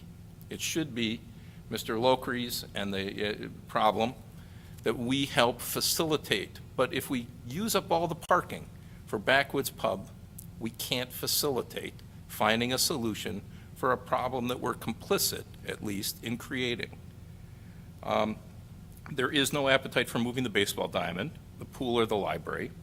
There's no appetite for spending millions of general tax dollars on this, building a parking garage. We're not going to do it, whether it's a good idea or not. We don't have the money. We're not going to. I think that the original developers took advantage of the American Legion post. I think that when negotiating their parking agreement, and I think, frankly, we ought to help them. I think it's something that could be blown up. I think that we can go through and talk about, what happened in the past, but it's all irrelevant to today's discussion. Based on the preponderance of what we got, there's not enough parking. I suspect if it was a bigger project being proposed, Mr. Lashinsky could have had a parking study done, and we'd at least have some contrary evidence to discuss or some other point of view, but we don't have that. All we have is a report. Mr. Lashinsky's done a good job in poking holes in it, but if he uses 70 to 90 spots, whatever the number is, he says 70, staff says it's a higher number, where do we solve the problem with Town Center 1? So I can't proceed and continue to support the restaurant because we haven't come up with a solution. We've simply come up with, complaints about what Teddy did and suggestions about here we can find 7 spots over here and 9 spots over here. And we gave Mr. Lashinsky an opportunity. There's some problems I have with his offer, but more importantly, he gave a bunch of stuff attached to it regarding parking, no explanation, no road path to here's how you accommodate us and also accommodate to fix the problem. And I still don't know that answer. And so I think at some point you do have to say, we've gone as far as we can go. I would have loved to have seen a restaurant there. I would love his concept, but I can't support it if we are cutting off our ability to solve the parking problem we have and that we helped create. So that's why I thought we should stop the discussion last month. We should get to a point where we are going to proceed with the restaurant, and maybe you guys will all vote for this, but then we can have a true parking discussion on what to do, knowing that we are going to have the restaurant. One way or another, we need to make a decision, and one way or another, we need to help particularly the people at the American Legion post, because they probably got hornswoggled more than anybody. So that's what I have to say on this issue tonight. Alderman Garrell.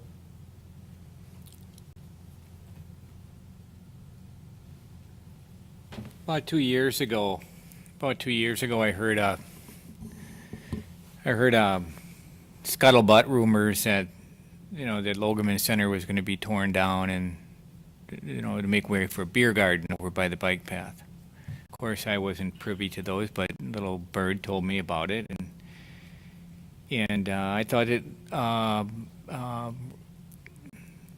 Lashinsky's offer of a family-style restaurant that we really don't have anywhere in Mequon that caters to children, and his offer to tear down and take those costs that we would have had to pay, the $140,000 to $240,000 of demolition costs, and put up a family-style restaurant was a good idea, especially when the Logaman Center lot, again and again and again, I've never seen the thing full except for the one time with the 8,000 motorcycles that were here.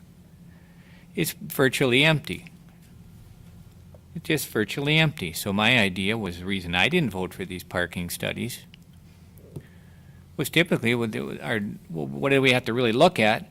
Is there enough parking, since that area is not being used, to facilitate a restaurant? So I was, really had to do the traffic counts of the Logaman lot.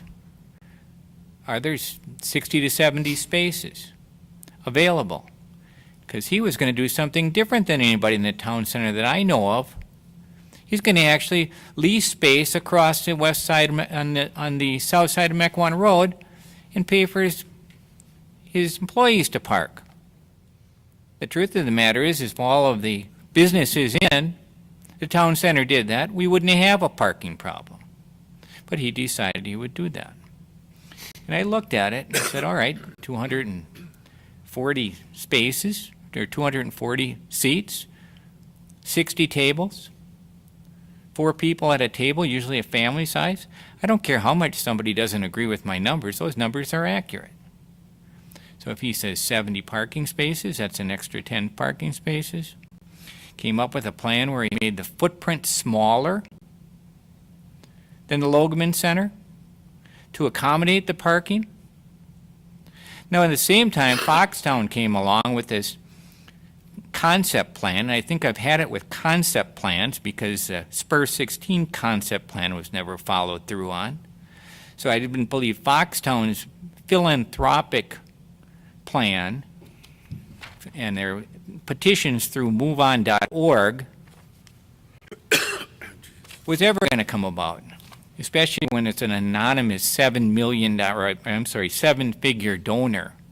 Come on, I do math. You could put a decimal point in there. That could have been $10,000. And who the heck is a donor? I mean, if I was going to contribute $1 million philanthropically to the city of Mequon, I'd want my name attached to it. That didn't happen, and they were going to raise funds. You can't get any money for the Renicky field, and good luck with getting this gateway to Mequon with people putting money into that. I never saw that plan as coming through. And then this, at the last minute, coming through with this Locre offer, they could have bid for this Logeman Center. Lashinsky's spent thousands and thousands of dollars thinking that he'd get a fair shake from the city of Mequon. And he was continually pushed off and pushed off and pushed off on the appraisal again and again and again. And the Taddy study, I give no confidence whatsoever to. I have a master's degree in business administration. I did statistics. I do marketing studies. This thing was, in my opinion, was pure garbage. Town Center one needs 91 parking spots, and Lashinsky needs 191. Logeman Center has 30 to 50 cars there a day. I could go on and on and on. There is enough parking. His restaurant would be successful. We're finding reasons not to come up with it now because I believe there's a political bent in this. That Taddy study, you could have done it a lot cheaper with a university professor who bid on it, or with 2 trail cameras sitting up there, just counting the number of cars that come and go from the Logeman lot. It could have been done. In trail cameras, I heard staffs, or somebody staff say, oh, I'm uncomfortable with the technology. If you can set an alarm clock, you can set a trail camera. In fact, it's easier. So I think this whole thing has been just a mess across the board. And I'll vote for the backwoods because I have principles, and I believe that Lashinsky put the time and effort into it, and he poked legitimate holes in the Taddy study, which is what we're supposed to do. We're supposed to be critical of things. We're not supposed to take people's word for it. We're supposed to do our homework. And I've done my homework on this. And I'm going to vote for it. And I believe Lashinsky's deserve a vote for it. And this counteroffer by the city, I'm going to vote for Lashinsky's offer. Because it will be good for the city. And it will be an outstanding addition. And we'll have a place for families to go and watch the baseball, and they can come over afterwards. It's not going to be a drinking establishment, another drinking establishment, a beer garden. Yippee, let's drink some more alcohol. I'm not a big drinker. I am a family-oriented person, and I'd like to see a family-oriented restaurant. I think there's a lot more to this discussion than just parking. There's a lot of financial considerations, the ability to control the future assignments of this property. You know, you talk about a family restaurant.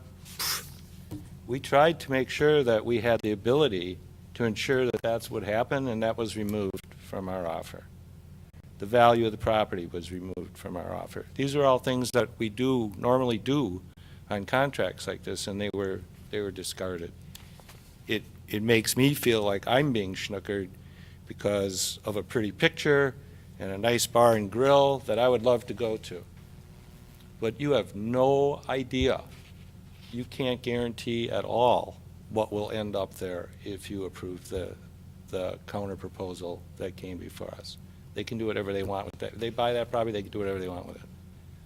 So I think, you know, if they want to build a backwoods pub and grill, there's a lot of places in this community that they can do that. This doesn't have to be the place. They don't have to do a contract with the city if they don't like the conditions that we came up with. I didn't write them, Kim didn't write them, you came up with them. I didn't write And them. he dismissed them from our contract. I didn't have anything to do with writing those conditions. You were here. You were I here. didn't write them. I didn't see them until. Alderman Strauch. A lot of them I didn't see till today. Ready? You know, I think the biggest thing that, you know, I'm not going to rehash everything, but I think the biggest disappointment is Logoman itself didn't succeed. It was a really great youth center within our community, and it would have been nice to see that flourish. And unfortunately, with the development around it and the direction that that took, and the amount of time that, you know, as many kids that, you know, spent time there wasn't just enough to support that cause. So, you know, Logoman was a really great thing while it lasted. I wish I would have succeeded. I feel the process, you know, along with Alderman Worth's statement, is the process has been flawed since the beginning. The RFP goes out, and I think, you know, in the future when we write RFPs, they should be a little clearer as to what our intent. I think Mr. Lashinsky, you know, really came forward. He has a dream to build something there. It's an exciting dream. His family's a good family. I know them both, him and his wife. He met the kids. You know, it's a good family, and he's got experience in the restaurant industry. I'd like to see him succeed in the city. You know, as the parking study was scrutinized, you know, we failed to return focus on the true issue at hand, and that was the parking issue as perceived by residents. Town Center 1 parking, you know, needs a solution, and so does the Legion, and that shared parking agreement from the inception wasn't supporting the volume and the economy within that development. That development is at risk as is. Adding another component would amplify that risk. Not one resident has come up to me and said, hey, Rob, there's really ample parking at Town Center 1. Every time I go, I can find a spot. I don't have to drive around for hours. I can really just pull in. Well, there's not a parking at Town Center 1 if you're like me going to Collectivo at 7:30 in the morning and the rest of the center's, you know, not open. But as soon as I go back to return for lunch, you know, I failed to go to Cafe Hollander. I enjoy their food. I can't go for lunch there quickly, get in, get out, and do it as I have hoped to do and support local business a little bit more. That's a $3 million property. We're looking at putting in a $1.5 million property, which is a high traffic project. Still, again, not fixing the problem. You know, following up with what Alderman Worth has said, I mean, by putting something in there and locking that space, we take away our ability to continue mitigating the problem itself. It's not palatable for the residents to want to throw $2 million into a parking structure. It's not palatable for the residents to drive around and not have parking. You know, Dr. Fisher came in today. He's soft office. He's not overly high traffic. He has patients come in and come out, and he can't serve his clientele. We have Cafe Hollander saying that their restaurant could be busier if people came in. I mean, I guarantee if they had 20% more parking, their business would be up. I really would like to see Backwoods Pub go into the city. I don't feel, flawed or not, with the Taddy parking, that it fits the space. And where I want to support it, and I want to see the Lashinskys put in a project, you know, I would enjoy their concept. I enjoy their vision. I think they're enthusiastic. I think they could get the community around it. I just can't see that it fits the way that it needs to move forward here. There's too many other things. We've got Town Center 1, which is a multi-million-dollar project. We've got Spur 16, which is another sizable project in which, you know, still doesn't even have really shovels in the ground, that's trying to get off and running. And to lock this space with the heightened concern about parking back and forth 20 spaces either way, I think is just irresponsible government at this point. Alderman Bushy. I have a just general question here. Are we looking at this as A or B, or are we looking at, can we sit here and say, here's the major differences? You know, one offer is this amount, the other appraisal is this, and we come up with, go through the major points. We say it's 135 or something, then it's a take or leave it. The answer in short is certainly you can. There may be benefit to doing that, there may not be.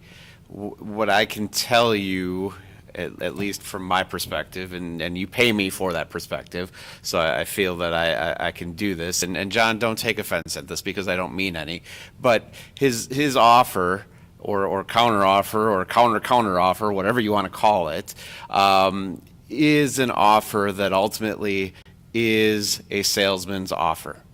It is designed to get this body to say yes, with the recognition that all of the other tough stuff that we need to deal with is going to be a lot harder to say no on once we've said yes the first time. So he's counting on that first yes, so that as we move to each subsequent issue that's been identified in our offer, it makes it harder for us to say no because, well, we've already said yes, so we'll give him a little bit more of a leeway on that. And the perfect example to that is the discussion as it relates to the right of first refusal and, you know, some sort of limitation on future uses of that property. As the mayor was talking about the fact that anything could go there, Alderman Worth whispers to me, well, that's not totally true. Plan Commission could deny all sorts of things. And Alderman Worth is absolutely right. There are lots of things that the Plan Commission could say no and have every legal right to do that to. On the other hand, there are lots of things that are permitted uses within the town center district that, because they're permitted uses, would ultimately get approved. They may not nonetheless fit with this body's or some future council's vision of what the town center may be. We all agree that a family restaurant is a great idea. It's a perfect spot for it. You've got the, you know, all the park and the pool and the baseball diamond and the family restaurant. It all just merges together. And it's a great concept and a great idea. One of the things that you guys did when we had the closed session a while back was identified that we wanted some restrictions on those uses. Doesn't the zoning code provide that? Some. I mean, But- what could go there that you're concerned about? Well, for example, while the council is in favor of a family sit-down type restaurant, there are other restaurant concepts that the council may not like. Now, I don't pretend to speak for everybody, but I know at least one individual on the council sitting up here in one of our meetings expressed that perhaps maybe an Olive Garden is not the kind of thing that we want to see there. Too chain. We like the uniqueness of the things that are otherwise within the town center, and to put a chain restaurant there would be a detriment to the otherwise great thing that we have. Now, Can we maybe, prevent that at Cafe Hollander? what's that? Can we prevent that at Cafe Hollander? Well, we can't, to some extent, but nonetheless, that was the direction that you guys had. Now, whether it's a good direction or not, may be another discussion that we can have, but that was the discussion that we had. And after that meeting, I met with Mr. Lashinsky and said, here's one of the concerns that we had. And he, of course, objected and said, I don't like that. I want to be able to sell it. If I want to sell it to the Olive Garden, I should be able to sell it to the Olive Garden. And my comment was, fine, I'm happy to work with you on some language here. Get me a solution. Give me some language that you can live with. Give me something that you're willing to be okay with. Months have passed. We don't have any language from them. We put in our offer just a requirement that we're going to negotiate on potential uses, a list that we're going to limit. And the response is, well, we're not even going to put that list in there. That's not even something we're going to discuss. Again, we're looking at something that this body, right or wrong, has said we like to see. This is what we would want in that offer. That's been communicated, and no resolution there. It's designed to push off the tough issues down the road. And that's fine. I mean, if you guys are comfortable with recognizing that all of the tough issues that we're going to have, you're negotiating the development agreement and everything else is okay, then that's fine. But if you're going to do it, Alderman Garrell, let's look at doing it the right way. Let's put the same protections in the offer that we put on any developer in terms of some of our financial requirements, in terms of feasibility. You know, does he even have the wherewithal to put this project together and get it off the ground? Because if he doesn't, why are we wasting our time? Yeah, he thinks he does, but let's put our money where our mouth is. We make every other developer do it. Did we do that? Did we do that in the Schaefer plan? No, we didn't do that. No, we absolutely did. No, we did finances? Yep. I never saw the finances. Well, the offer, just as with Mr. Lashinsky, we approved the financial documents don't come to us. They go to Ellers, who reviews them, and Ellers issues an opinion as to whether or not they think that qualifies. Ellers did that for Schaefer. They did that for Town Center 1. Every project that I've been involved in since starting as city attorney has had that requirement where the city has put those types of things in there. But I didn't see them. I never saw them. Well, but that's, I mean, even Lashinsky's offer, as we've drafted it, you wouldn't see it. It still goes to Ellers. It's the same process. Again, consistency in terms of what's there. And we've drafted... And fairness to the developer, because developers don't want to make, no developer wants to make their financial statement public record. And you know, so it makes sense to have it go to a third party. Right. And most communities do that. Right, and that's not unusual. And certainly, while I don't think that, I forgot what I was going to say now. But the point is that you guys, if you want to move forward with it, that's fine. My responsibility is to make sure that the offer that we're putting in place is an appropriate one. Now, I didn't answer your question because I've gone all over the place. And remind me again what the specific question was. Example, you know, with right, whether or not you could talk about and the taxes. You know, you're looking at a valuation of 1.5 million. I would like to see it come back in here and say, okay, this point wasn't addressed here. We put in here it's 1.5, tax base 23,000, and this is what we've determined. We're filling in some of the gap that's between the two offers on the table, and then it is up to the developer. This is you know, our final offer, you know, as stated, and then it's up to the developer to choose to follow through on that, because on these points, I think that there's a number of these that either could have just been an oversight of some sort, or I don't know how, or reason difference, or maybe it's not a big deal as far as when it was drafted, that there's an opportunity to just bridge some of those gaps.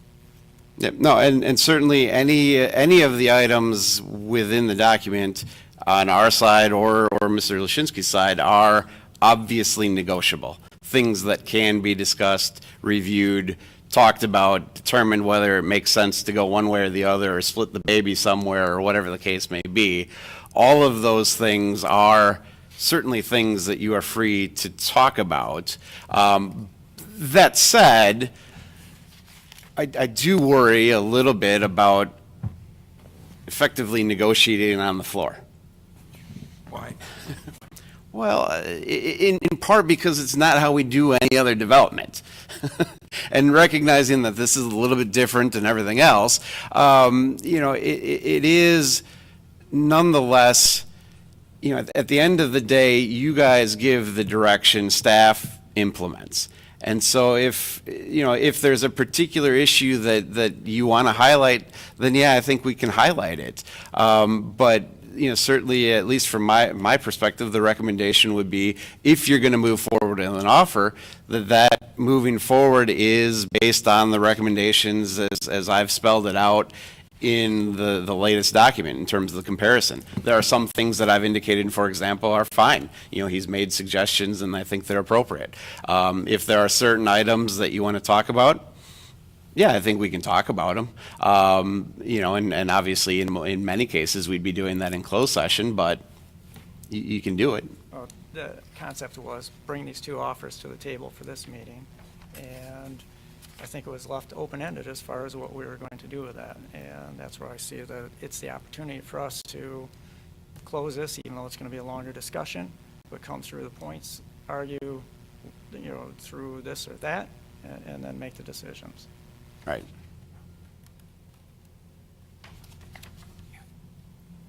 Alderman Hawkins. First of all, Your Honor, I'd like to take my full 5 minutes. I've got a bunch of things to mention. The first thing I'd like to mention is that I'm kind of disappointed that tonight we, at the virtually the last minute last night, received the comments from the city attorney. They're legitimate comments, don't get me wrong, but to get them at the last minute and then to come tonight and we have nothing that's actually been negotiated, that was disappointing. Number two, could Mr. Wagner just come up for just a brief second? I've been eating at several of your restaurants. They're terrific. I hope you do a wonderful job. I hear nothing but great things about your restaurant, and I hope you stay and continue to do well. What is the square footage of this Cafe Hollander? We're about maybe 9,400 square feet. 94? Okay. 8,800 to 9,400, somewhere in there. Okay. Thank you. Okay. That's a little higher than what we have been told and what the Tatty people worked with, but that's okay. The second thing I wanted to talk about was the Exhibit D asking that the Backwoods Pub needed 85 spaces for 7,000 square feet. Well, they really only need 70 spaces because all their employees are going to be parked across the street. The Exhibit D adds in the 15 employees to the 70, so they don't need the 85 spaces. Next, all of our lifeguards park in the parking lot behind the City Hall. And I observed that because I would go out there and see the lifeguards coming out of the pool parking. During the Tatty study, they'd be parking in the city lot. We could require, and we should do this anyway, require the lifeguards to park in division. The Tatty study says for each of the 4 dates, there are 15 to 16 spaces that nobody uses on Division Street. The municipal court, they could be required to park on Cedarburg Road. I don't think 38 people show up for the full day, but there's certainly going to be attorneys and judges and others who 5 at a time would be, parking probably right now in the back lot. Why don't they be asked to park on Cedarburg Road? That frees up, and then certainly the people come in from municipal court, ask them to park on Cedarburg Road. And I'm just talking about the summer months where we have the problem. Third, the library. During the summer months, and I see our new directors in the audience, the librarians could be asked to, in the good weather and summer months, park on Division. That frees up more space. And I'm sure there are other ideas like this that could free up some more space for the tenants of Town Center 1 and the potential restaurant. I support the Backwoods concept, but I would like to invite Mr. Lashinsky to come up, if he wants to respond to some of the city attorney's suggestions, and maybe, I don't know if tonight we're going to come up with a solution, but at least give him a chance to. I've been prepared to give a presentation, and we got set up on the audiovisual before the meeting started, and I'm wondering if you want me to do that now, if you want me to do that after you're done talking, if you want me to do that before the resolution is voted on. But we're here to present. I've waited 8 months to present, and we're here to present what we think are really logical parking solutions, as well as what we need for parking supply, and we've got a presentation for you. I'd like to see it. I'd like to see it. So would I. Okay. We're going to do that. You going to address just parking, or are you going to address all the financial considerations that I are in? would love to address the entire offer. I was going to address parking first because I thought without the parking information, you wouldn't have enough information to want to vote on the offer. And once we talk about parking, if there's enough interest after talking about parking, I'm more than happy to be flexible with the offer, as I have in the past, working with the city, moving borders around, and whatever I've been asked to do, I continue to be flexible on, you know, the different uses that might come in after we want to sell. I'm more than open to jotting down different types of uses that are acceptable, different types of uses that aren't acceptable. And any other parts of the offer you might want to negotiate right here. So I will get started first. Good evening and thank you. I'm John Lashinsky. This is my wife Laura, and we appreciate the opportunity. I'm looking forward to the discussion tonight. It's been 8 months since I was able to address this council over this proposal. Last month, I witnessed firsthand Fred Birch and the rezoning of the range line development, and I think it was about an hour and 40 minutes in when the mayor asked him to cut it short, and so I'll try to cut that down a little bit tonight, but I do have quite a bit that I'd like to go over with you. Please stop me at any time if you have any questions, or if you want clarification on anything, or any clarification on numbers. Unless necessary, I'll spare you the evolution of the offer, the summary of the RFP. I will address my offer last because without parking information, I feel some may not have enough confidence to move forward with my offer. I had 400 people sign a petition in favor of this project, and everybody here got a copy of it, except for maybe Alderman Schneider, who may not have been there when the 400 signatures were handed out. But out of respect for time, I've asked that they not show tonight. I've seen too many important issues being hashed out late at night, and I hope this isn't going to be another one of those. I'm going to discuss the Backwood Plan, civic campus parking history, the current supply of parking, parking solutions for the restaurant, parking solutions for the entire campus, how much parking supply the restaurant needs, and unfortunately, I'll have to talk about my parking study observations, and then I'll give a parking summary. My wife, Laura, will briefly recap the restaurant proposal, and lastly, we'll discuss the offer. But I think I can show you that there is enough parking. First slide says sufficient parking, and if you can read, it says there is, you want to do that, or you want me to do that? Okay. So I have this proposed sufficient parking site plan. I have 50 parking spots right here that would be dedicated, and 20 right here that would be in a shared parking agreement with the city if that's what the city would choose to go with. I also have 20 off-site parking spots that will be part of the proposal. 9 of the parking spots are on city property right here. 10 of the dedicated parking spots would be right there.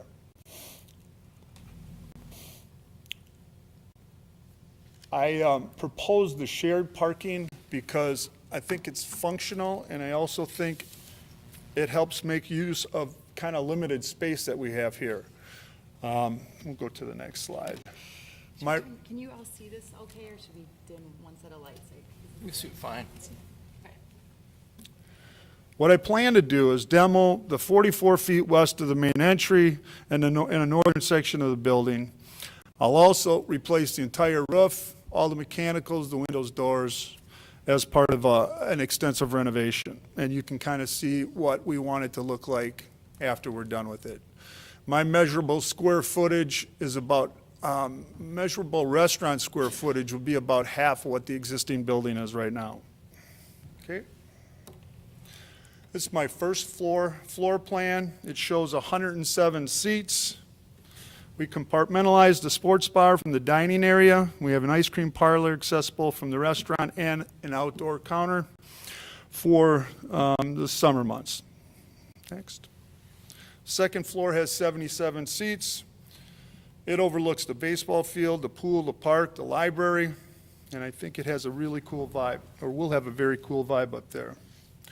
The beer garden and basement. The beer garden has 55 seats. So in total, the 3 floors, without the basement and the attic and the bathrooms, there will be 5,273 square feet after subtracting the bar, the stairs, the elevator. There's going to be 4,679 measurable restaurant square footage. And this is the type of square footage commonly used to decide parking supply in this city. Next.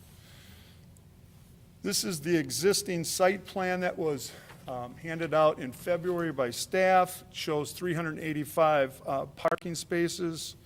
That's the parking supply. Next. This is Taddy's parking supply with a few corrections. They have 12 garage spaces over at MTC1 that wasn't included. It is definitely part of the supply. It wasn't part of the study, but I added those 12 garage spaces in and the one they missed at Logaman. So there's a total of 418 parking spots in this campus area, including Mequon Town Center. This is the site plan from the city with corrections and showing 418 and exactly where they all live. So the staff, back in February, did a parking review for the council, and they incorporated the restaurant in there, and all I did here is I figured if they were going to add the extra amount of demand for the restaurant, they should add the extra amount of supply that came along with it for parking spaces. So that's kind of what you see there. Next. I can't read that right there, but and you guys are probably going to have a hard time reading the fine print on the bottom, but basically what it says is we have a shared parking agreement with Mequon Town Center, and we've given them 75 parking spaces. They have 125 existing up on top, so they have a total of 200. So we keep going. We haven't given them 75. We said we'd share 75 with them, right? Correct. We're in a shared parking agreement with Mequon Town Center. Make it clear, there's not 200 spots for Mequon Town Center 1. There's 125. They have 113 outside. They have 12 in the garage. That's 125 up top that they built and they own. And then they entered into a shared parking agreement for 75 more parking spaces. But that also includes City Hall parking. It's shared between. Shared. So Yeah. there's not 200 for Mequon Town Center 1.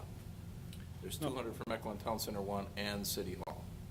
Well, there's even more than that because there's only 70 dedicated in the shared parking agreement to the Mequon Town Center. There's much more than that for the City Hall. Okay, so what we have here is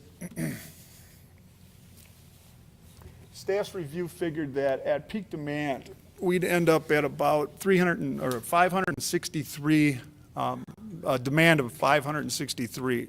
So what we did is we took the actual demand during the peak time of the study, and at the peak time of the study, there was 322 cars parked. That's per Taddy's numbers. If you add 100 for the backwoods, you end up with 432 totally at peak demand. 563 was staff's estimated peak demand, and if you subtract the two, they're about 131 spaces off. They miscalculated by about 131. Then if you add in the extra parking that we come to the table with, they're actually 171 spaces off in their estimated peak demand per the actual demand that happened. Next. Okay. So here's the shared parking agreement. And what it says is the city's going to give MTC or share with MTC 75 parking spaces in this area. So you got 15 that are somewhere south of the Logaman. This area right here is completely dedicated or is supposed to be dedicated for employee parking. And then the rest, this is all dedicated city staff, 16 spots. But in this area, and this area, there's 75 shared parking spaces with MTC1.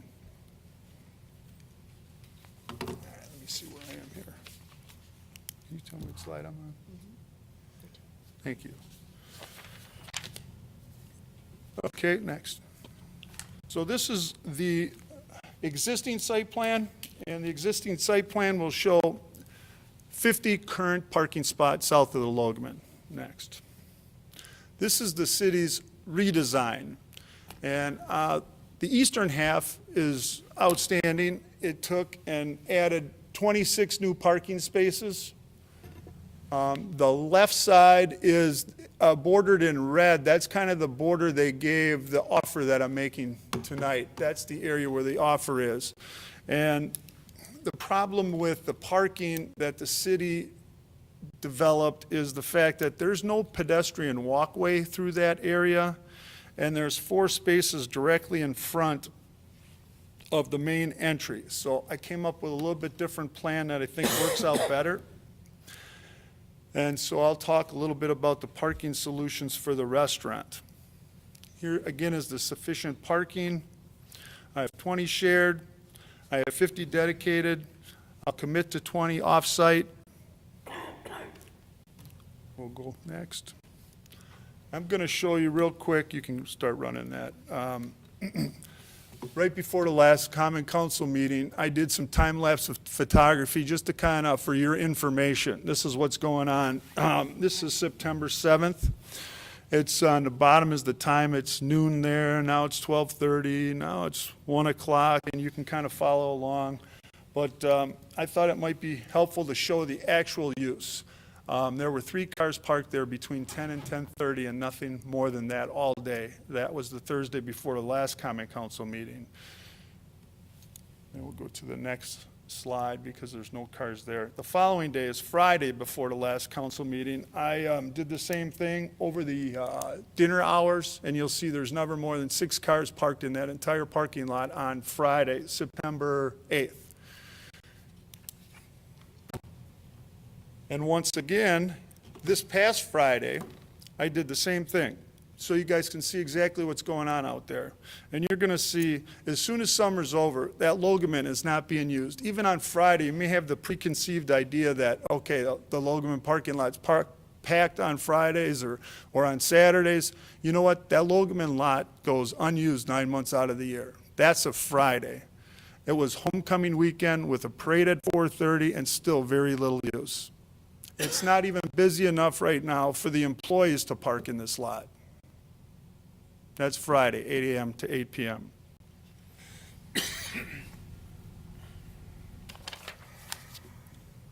Parking solutions for the city campus. And again, this is a chart that we'd either have to blow up or you're not going to be able to read, but everybody has this in their TADDY packet for their Phase 2 study, and all this is the actual counts on Division Street and Cedarburg. One of the solutions that I'm proposing is to have employees park on Division Street and the north side of Cedarburg Road. During peak demand, you could literally make available 25% more parking at MTC by moving employees to this area.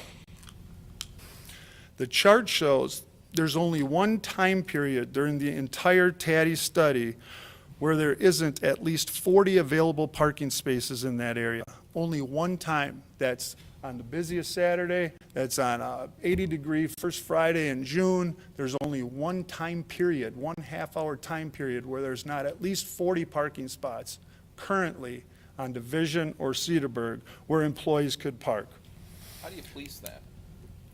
I think MTC1 would have to have an arrangement with their tenants that if we want our customers to be able to park in our parking lots, you're going to have to move your employees down to Division Street. That would have to be self-policed. But I think the big problem is, like Dr. Fisher said, my employee's afraid to leave work and go to lunch because there won't be a place to park because the employee's parking right in front of Fisher Chiropractic, and when he comes back, he's parking right there again.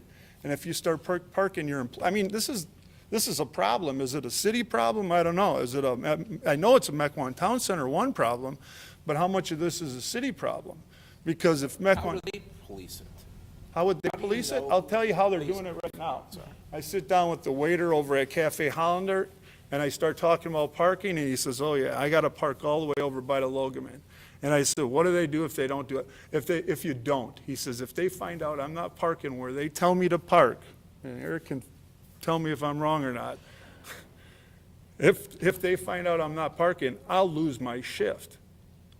And so they get pretty serious about having their people park where they want them to park during certain times of the year. And this is not a year-round problem. This is a summer problem, and honestly, I think it's kind of a first couple of Fridays and a few other days. It's not even a 3-month problem, but I understand it's an issue.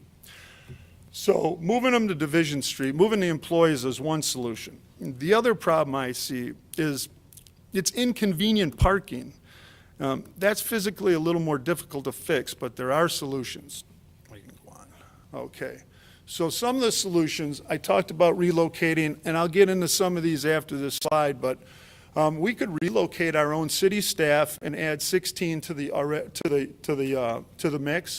And we're already in the process of the redesign of the city lot, which is going to add 26 more spots in that exact same area. So just in the area between Logoman and City Hall, they're going to have 42 new parking spots if we relocate staff and redesign that lot the way City has it. 42 more spots right there. 40 if we relocate the employees, and 62 with the restaurant and other solutions. The restaurant is 40, it's 20 on the interurban trail and 20 off-site. The other solutions I'll talk about in a minute. If you're still looking for options, there's a first base line in the baseball field.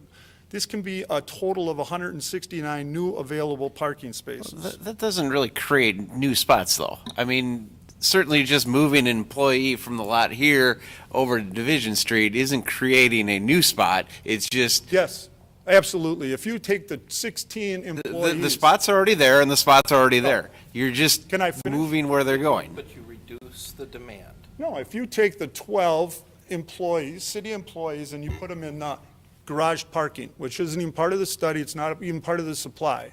That's 12 that go from the city parking lot and they disappear. They haven't been counted yet. Okay, so that's 12 new ones. You're going to have 26 new parking spots in the exact same footprint that you have right now. You have more availability of spots, but you're not creating new spots. With the new design, you are creating with the new design, yes. New parking spots. With the new design, yes. Yes. But simply relocating from one spot to another is just changing the area of demand. Yeah, what we want to do is we want to actually create supply where it's needed. And so if you put people on Division Street, that's not where the supply is needed. So if you want your employees to walk a block to work. I understand that, but Yeah. let's not confuse creating I'm new not spots confused. Well, he says new and available, so let's be fair. Right. Okay, so 169 new and available parking spots. Okay, what slide am I on here? Can you tell me? For a restaurant that we What number is won't it? even commit to $1.5 million. Which one? But he will. No, he won't. We rejected that. Thank you. Okay, so this is the staff redesign, and on the right side, is where the city has created a redesign that has 26 new parking spaces. And with the 16 relocated that we just talked about, that would be 42, okay? More parking for the American Legion and the MTC where it's most needed. You can't physically get much closer than the new area that's going to be redesigned. Or you can't get a place that's any closer than relocating the city staff to Mequon Town Center 1 or to the American Legion. There are even more opportunities. If you want to do more parking along the first base side, that's available. Some of the other options, some of the other solutions that I was talking about was the interurban trail. I plan on coming to the table with 20 new parking spots on the interurban trail, brand new, 20 off-site spots for the backwoods. And then we talked a little bit about, you know, if there were no dedicated spots at MTC, that would add 8. And if you reduce the time limits at City Hall, that would be a +6. And if you restripe Cedarburg Road, you'd add more. But this would be in total an additional 87.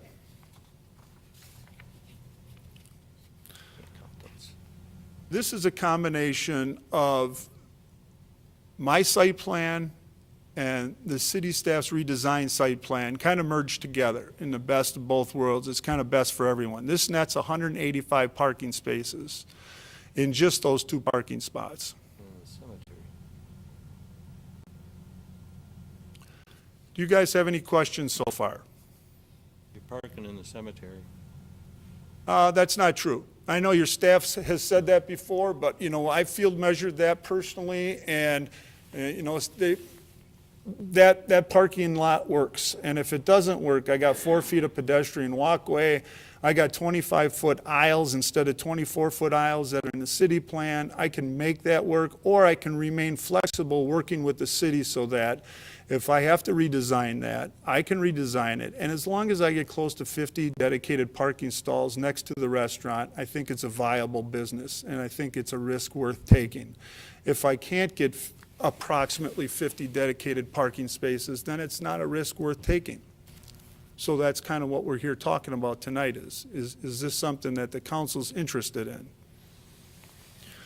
So parking demand seems to be subjective. I don't know how many parking spots I need. I know what the code says exactly. I know what the staff has said, and it's been kind of two-sided. I know what Cafe Hollander does, and I know what I've been expected to do, but Cafe Hollander has an occupancy of 565. You can see that on the plan. That's down there on the bottom right. And they also have square footage, including the exterior seating area, of 12,908. They have, I think, 226 seats outside that I counted last week. I have a total of 239 in the entire restaurant, including the beer garden. And for some reason, when you ask how much parking they need, it seems like Taddy and staff always come up with the recommended 110 spots. Yeah, this is our square footage. We started off excluding the attics and the basement and the bathrooms at 5273. And then when we take the bar area, the elevator and the stairs out, we end up with a measurable restaurant square footage of 4,679. So the way I try to figure my supply is 1 per 100, which is 47 for the square footage and 15 for employees at full staff, which would be 62 spaces total. I'm going to come to the table with 70, being conservative, and I'm also going to lease 20 off-site spots because I don't want parking to be an issue. So this is an answer from Taddy to one of the alderman's emails, and it basically says the 4 restaurants at MTC, they need 91 spots during lunch, and that the Backwoods restaurant needs, it's really somewhere between 111 and 137. And I don't understand this discrepancy, and I probably never will, but this is why I don't have a lot of faith in the Taddy study, because they're saying the 4 restaurants at MTC 1, they need, at a peak lunchtime, 91 parking spots, and I need 137. So, what is this, Steensville? Okay. This is just FYI for your comparison.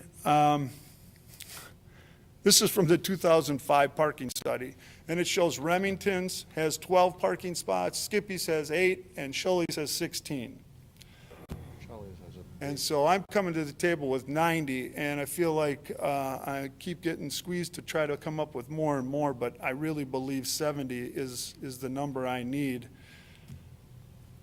Now the uncomfortable part of the conversation is the Taddy observations, and believe me, I don't like doing this, but I want you guys to understand the facts, and the facts are what Taddy did in this study was they added 8 spots per hour for a 10-hour day for municipal court. So they added 80 spots per day into these 2 charts, and this was confirmed via email. And they not only added 80 spots per day for municipal court, but they rolled that over into every weekday of the entire year. They didn't just use it for the one day that happens every month. They used it for data that represented every weekday for the whole year. Next. It seems often the analysis doesn't align with the data. The study says, underline that we're at capacity from 5 to 6 during peak summer weekdays. And the counts show, after the counts were made, that MTC is less than capacity. City Hall is at 48, libraries at 48%, Cedarburg Road is at 25%, and Division is at 0. In this one particular case, the ITE manual was twice what the actual demand was. Next. What numbers? Thank you. So up here it says on top that the Backwoods needs a minimum of additional 140 parking spaces, not including the 50 existing, for only the restaurant. Lower on the page it says the Logamin lot operates at full capacity during the midday hours of 11 a.m. till noon during the non-summer months. It's almost never used during the non-summer months, and that statement couldn't be more inaccurate. Here's a quick video. Volume, I don't know. Your volume attached to this?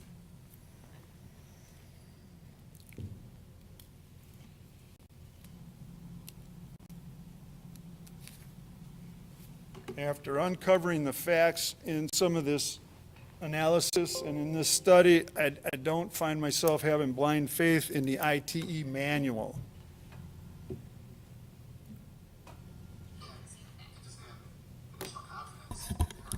Restaurant size they surveyed was 8,100 square feet. Anybody The hear average that? capacity they surveyed was 210 seats.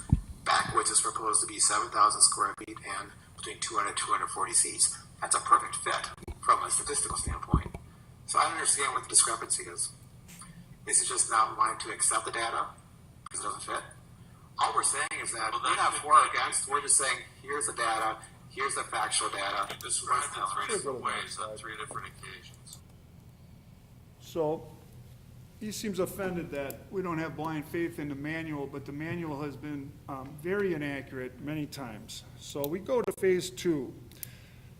And on March 14th, during the Common Council meeting, Kristen Lundeen presented a memo regarding the parking and traffic analysis for the Civic Campus.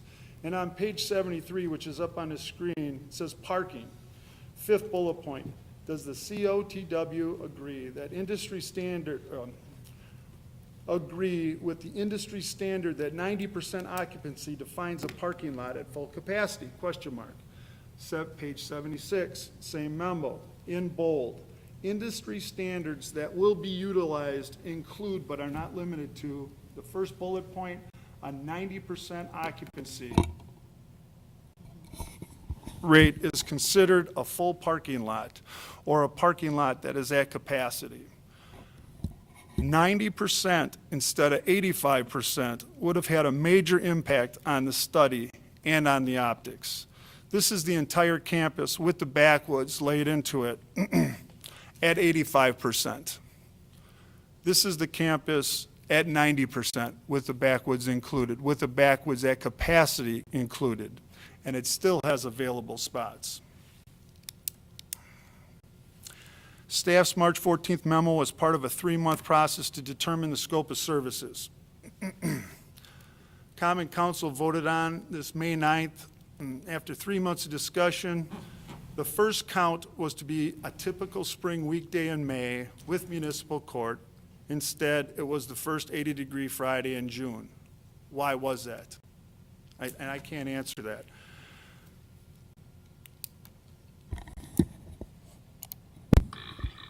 How do you ensure that the days you pick are not extraordinary one way or another? That's why we're doing multiple days. For example, we're doing 2 in May and 2 in peak summer. But it's basically by discretion. 2 weekdays, 2 weekends in May, 2 weekends. So There's 2 weekdays in May, one with court session, one without court session. Yeah, but then those are different. Different days. Because they have different. You already know those have different, Constraints. yeah, restrictions. And typically So there's no real way to know that the day you picked for not court in session is a representative day. Correct. But to clarify that, we don't do counts on Mondays or Fridays, typically because Mondays are slow days for the restaurant industry, and Fridays are peak days. So we try to do the typical weekday from a Tuesday through Thursday under favorable weather conditions. In other words, nice sunny day outside for a May condition. For summer, we're doing a peak summer weekday under 80-degree weather, perfect swimming conditions. We're also doing a peak summer Saturday, kind of that same dynamic, 80 degrees, super nice outside, baseball going on, a lot of people at the pool, a lot of people at restaurants, a lot of people sitting outside at the collegiate house. Also check to see if there's events in town and something going on at the high school that might draw people away and that type of thing. Yep. So what we're trying to capture is that worst case summer condition, the peak summer weekday and peak summer Saturday. We're also trying to capture that typical spring day in May as well. So kind of two dynamics. Worst case scenario summer, and typical spring. There's 4 days of So I'm not trying to poke holes here, but what you voted on right after he said that was 2 typical spring days and 2 peak summer days. And that's not at all what you got.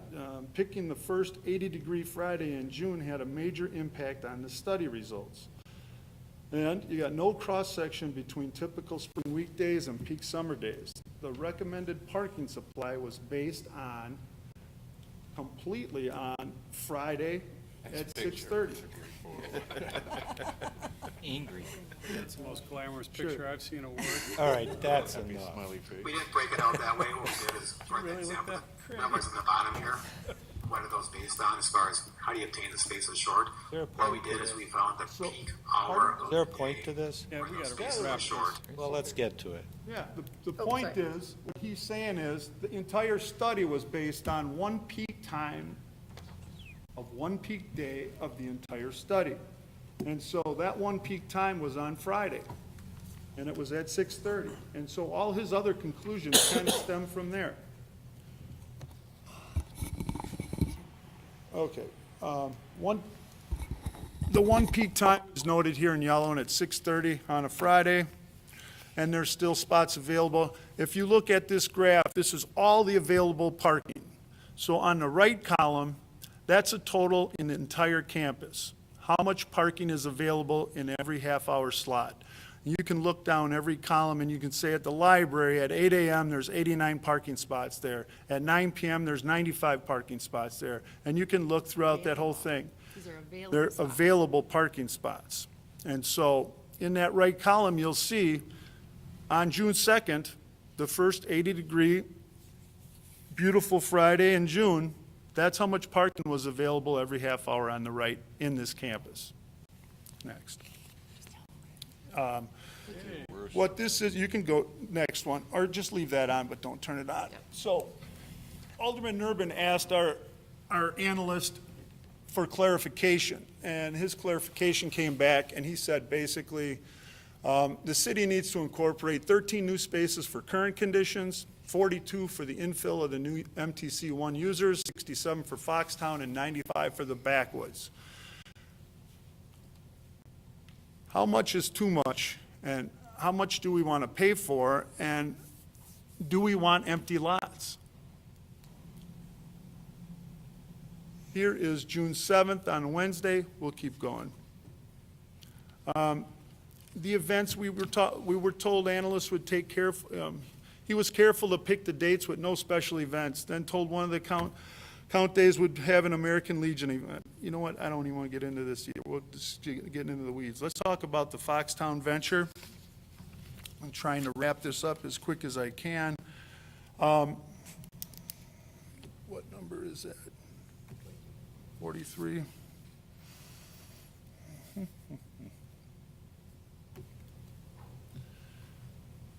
I'm looking 42, 43. Okay. So I'll take a minute to discuss Teddy's analysis on the Foxtown venture. Even though it's been almost a year, I think it's a little premature to discuss the plan itself. I've been and will continue to be a big supporter of the improvements in the area. I'm sure fundraising will be a critical component, and I will enthusiastically lend my support. It seems the study did just about everything possible to show the functionality and feasibility of this plan, especially in regards to parking. The study did not employ the same creativity in its analysis of the backwoods plan. So a joint venture. Part of the task for the study was task 2D, to find a parking demand of future conditions with the full occupancy of Mequon Town Center 1 and the proposed Backwoods Bar and Grill restaurant in connection with the redevelopment of the civic campus under the proposed Foxtown Venture proposal. And I don't remember reading anything about how the proposals could work together, and I don't think it's impossible for this cooperative venture to be successful. These are the efforts that were made for the Foxtown venture. The study took great liberties in ensuring that the feasibility of the Foxtown plan, they built a new road along the interurban trail, they created parking along the trail, they built a parking lot west of the library, they built a road to connect the library to the new parking, angled parking on Division, proposing a new entry on the north side of the library, creating a new drop-off zone on the north side, new stoplights, on and on and on. The council's direction was to give the backwoods priority. He seemed to put a lot more effort into making the secondary plan work. Now, the two options for the backwoods that were given is, number one, you can either remove the baseball field, or number two, you can build a parking structure. Lastly, about their analysis on traffic, they talk about a 125-foot setback. And I'm afraid I'm going to have to get a civil engineer to defend my site plan because the city doesn't like it, the city staff doesn't like it, and the analyst thinks we need a 125-foot setback. It says, if future parking is provided along the southbound approach at Loganman Community Center Drive to Mequon Road, parking should be prohibited within 125 feet of the stop line. John, I think this is a new precedent. Yes. the purpose of tonight's meeting is really to discuss the differences in these two offers. And we're not doing that at all. And I'll just point one out here, that you want a traffic impact analysis on the ingress and egress here? We required that in our offer, you removed it. So I can't believe anything you're saying here. Well, then you can just watch the slides because a 125-foot setback would be a new precedent. At the City Hall, it's about 30 feet. 40 feet, excuse me. This is the fire department, 20 feet, same kind of diagonal parking off of Mequon Road, 20 feet. He wants me to be 125 feet back. The Weinberg Library, you literally have to back up almost onto Cedarburg Road. But for the backwoods, you need a 125-foot setback. And we'll just breeze through this. This is Mamma Mia's 20-foot setback. All of these have the same kind of parking. Sobelman's, Ferrante's, Range Line, they got 5 feet. This is one of the busiest intersections in the town, and they got 10 feet angle parking from Mequon Road, but I'm required to be 125 feet back. So it's just one more thing. So these are the available parking charts. You can just flip through those. If you have any questions, please let me know, but if the entire civic campus is at 85%, there's still 60 stalls available. We can relocate employees and decrease the demand next to Mequon Town Center 1. We can add 42 spots closest to the American Legion. We can add 40 over by the backwoods. And we can have simple solutions that incorporate 120 spots. Just those three alone will incorporate 120 spots.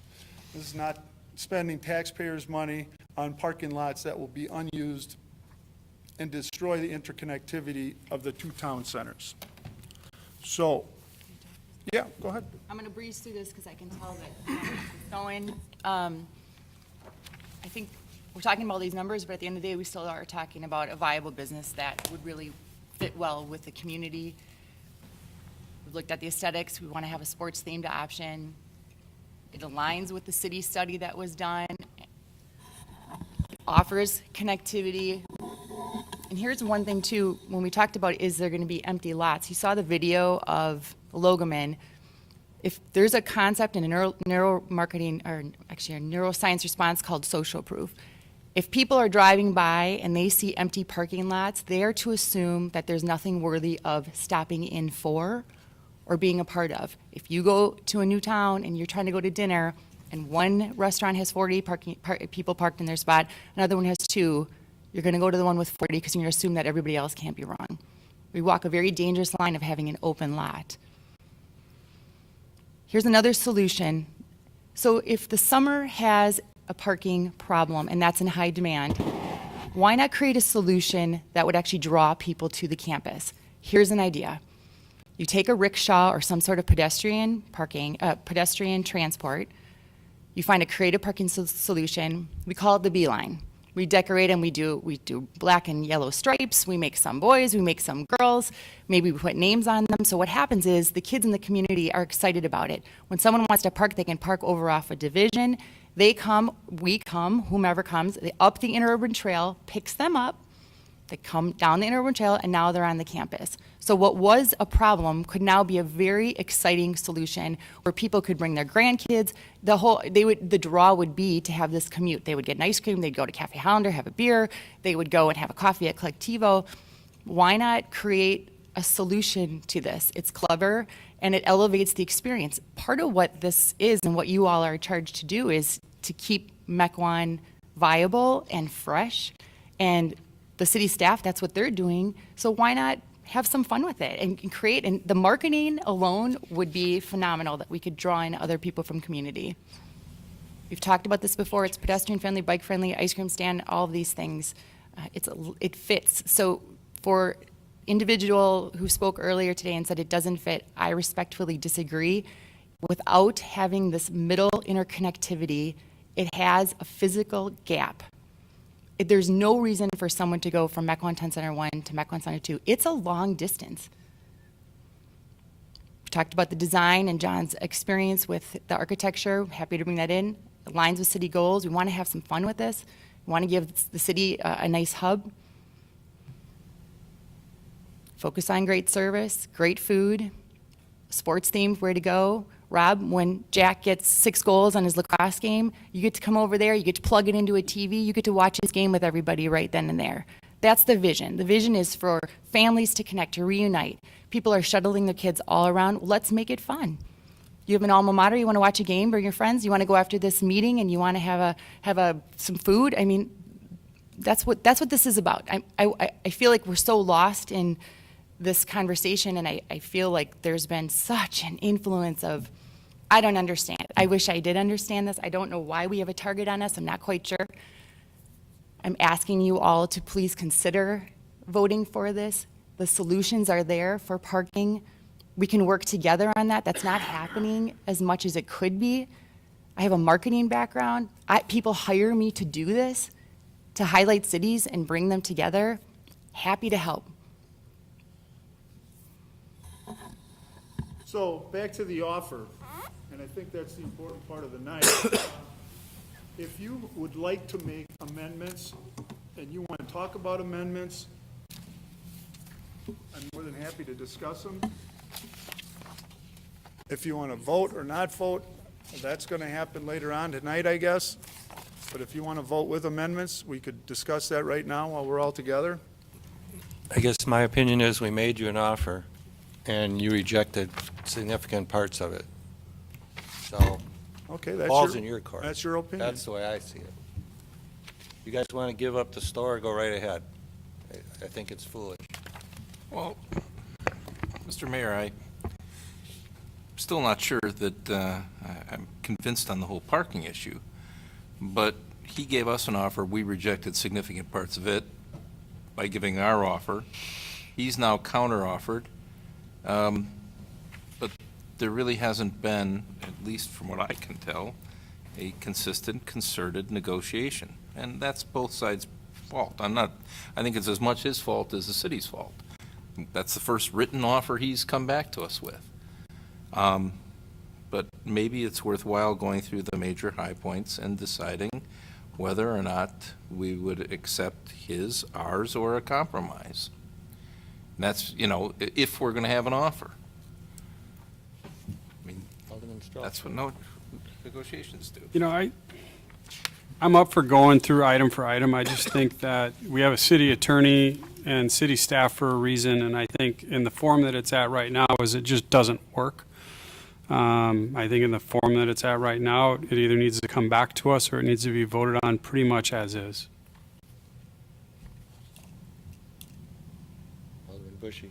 To the point about the counter offers, that if I'm reading it right, actually, this is coming through as there's initial offer by city staff, then the counter offer by developers, but there's not, it wasn't an offer by council. It was, the council is making the final decisions between the two.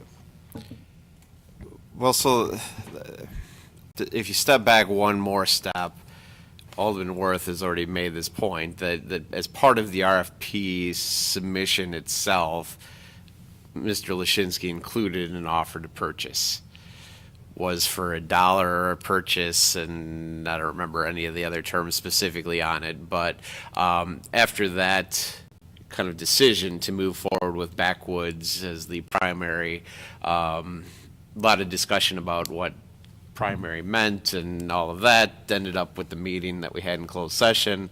At the end of that closed session is where most of the terms that are then reflected in the city's offer are. And so while you are correct in the sense that until you sign off on the dotted line, so to speak, by approving something, that it's not really your offer, it is your offer in the sense that it reflects all of the direction that you gave us as part of that meeting. But that was one time. Right.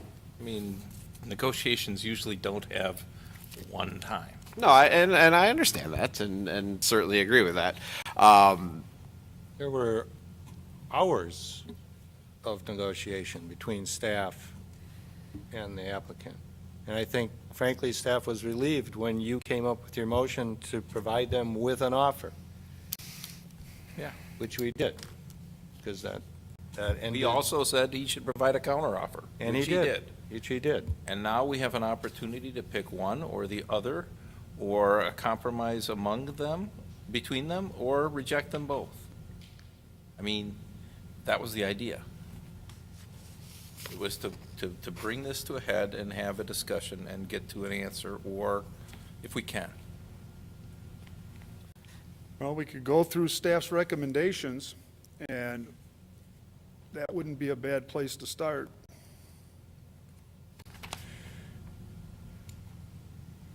Let's do it.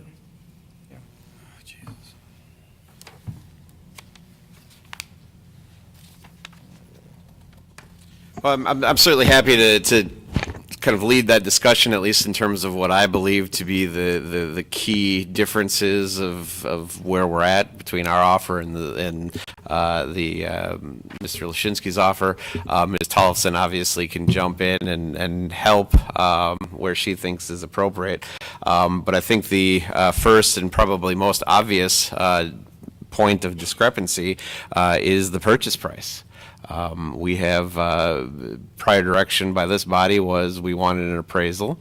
We have an appraisal, and that should set the value. And provided that there are, and one of the other things that we'll talk about as part of this as well is provided that there's some guaranteed level of potential future tax base that's put in place, we would then take off, as we've done with developments like Outpost, for example, and some of the other developments in the TID, the kind of fast track things to in essence get the property in a developable condition that we would give him some credit for as part of that purchase. The counter is a commitment to undertake $110,000 in on and off-site improvements, and that would be effectively the purchase price. So the question for you is one of two things. Number one, do you continue to want to utilize the appraisal approach and to do that? Or is there some appetite for the discussion that we would just offset some sort of development? The secondary question to that is if it's the second one, that we're going to just offset some development that he's going to do, how are we going to define that specifically? Because remember, at least with the language that he's used, there is the argument, and he can clarify tonight. He's here. I don't need to put words in his mouth, but at least there's the argument that the language that's within the offer would include all of the things that we typically require developers to do in every other development. So in essence, he's getting the property for nothing. He would have to do it either way. So we'd want to at least define that more specifically. Well, I think, as we have with other properties, I think it ought to be the appraised value plus the fast track formula credits that come against it, which could bring that down, would bring it down significantly. 83,500. Okay. And the improvements that a developer would normally be required to make, should be required to make. I think it's a fairly simple and consistent with what we've done with other people. Let's have the attorneys work it out.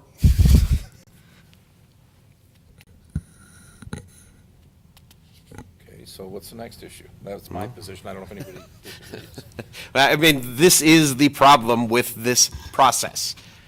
We've got one opinion. Does everybody agree with that, or is there differences in opinion? That sounds fair to me, so. So far, yes. Okay, so. Okay, nothing there. Number two, there is some responsibility, sticking on that first page of what we've got.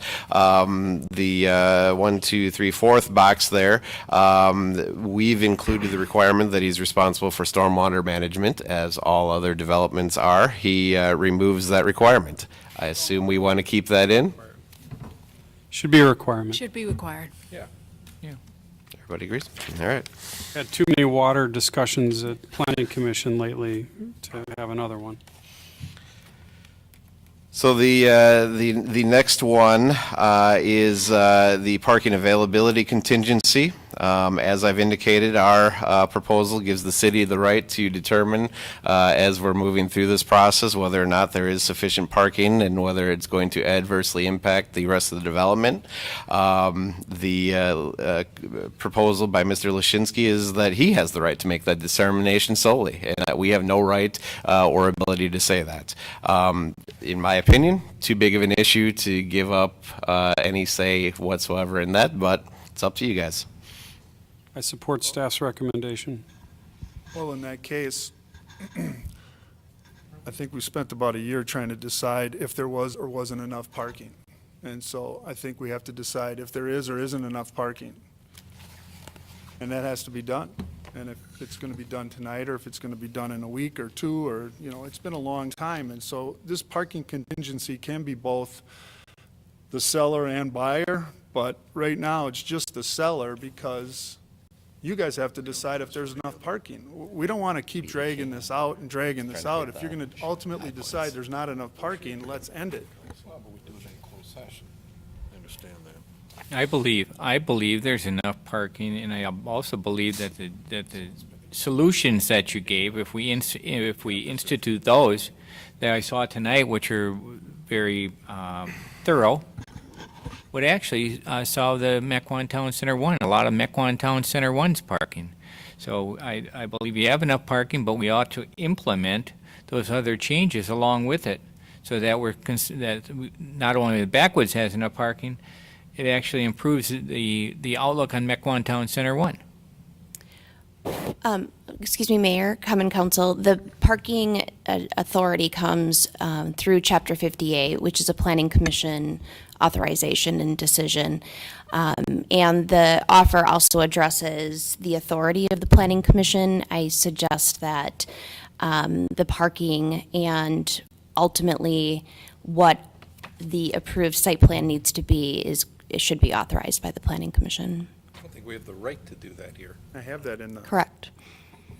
I have that in the offer, that the Planning Commission would have ultimate discretion, as they always do.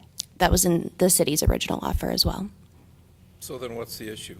If he's got that in there, why is this really an issue? The city does not have the right to determine if parking is impacted. No, he simply's got a contingency that he can walk away if he determines he doesn't have adequate parking. That's pretty common for any buyer. Now, he didn't put in that we have the right to walk away, but he gave the planning commission the ability to make this determination.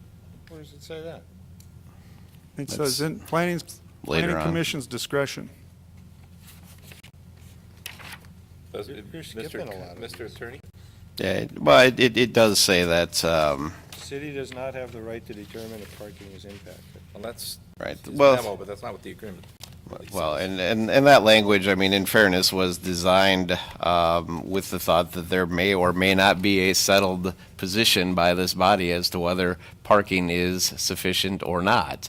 To Alderman Garrell's point earlier, this is a concept plan. Until we have final approval or at least a better formalized plan, we may not know what the parking situation is going to look at. And while the Plan Commission has some authority, actually a lot of authority, in terms of approving or waiving things, it may be that this body, in light of the other parking issues in the area, nonetheless wants to retain additional control above and beyond that. What I mean by that is, for example, Plan Commission has the authority to grant certain waivers of parking requirements. So Plan Commission may end up in a position where they decide they're going to authorize something far less than what this body might otherwise be comfortable with. They can also require more. It could also require more. Under any circumstance. And that's, again, the idea being that both sides should have the ability, in light of the importance, I mean, we spent over a year talking about parking, to figure out whether or not this is an appropriate use of that property or not. If you guys are ready to say tonight that, hey, parking's good, we're ready to rock and roll, we'll let Plan Commission deal with it, then don't worry about it. Leave the language he's got. I think council should determine the parking based on our experience to planning commission. Both. As I said earlier, I'm not ready to make that decision. The one thing I'd like to add in there is, you mentioned the 20 parking spots across south of Mequon Road. Mhm. Is there something, obviously you're not going to enter an agreement until everything's done, but I'd like to see it being a long-term preliminary, or, written discussion, so that's not just Yeah, I think that would, paperwork. that'll be handled in the developer's agreement, would be my assumption. Yeah, I mean, that was the As long intent, as at we move least. forward with the offer, we can get to that point, but if we don't move forward with the offer, we don't get to the development agreement, and we don't get to the planning commission to see if they're gonna approve the parking, and, it's kind of one-step process. My concern with those spots would be that even on a lease, it's something that can be chosen to not be renewed at a future date. And then we're back at needing 20 additional spots on a brick and mortar location for either Mr. Lashinsky to maintain his restaurant business that he's passed down to his kids, or to somebody if he chooses to sell the property to. That's really more of a business owner's risk than I think a city's risk, but I understand If the it's shared going to parking. count against if you're going to allocate that as your spots and count them as elsewhere. Yeah, and what I've done is I've gone to We Energies and I've talked to them about potentially leasing from them, because I know Alderman Worth had the same issue the first time around in February, that these might disappear, or some developer might come into Piggly Wiggly, buy them out, and then you don't have parking. And I think the We Energy spot has longevity, and there's a little more security for the council if they're leased from them than from Piggly Wiggly, and that's my intention right now. And also, Alderman Strelczyk, I'm just going to ask you to consider, if you base it on your experience right now, that's current state.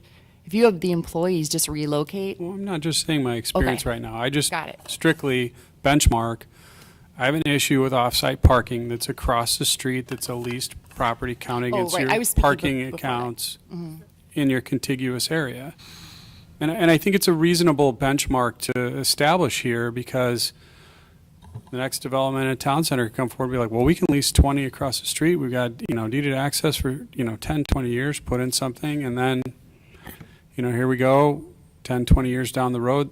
Now we're like, well, now what's that building worth? Because you can't park anyone to get there, and traffic's increased, and things like that.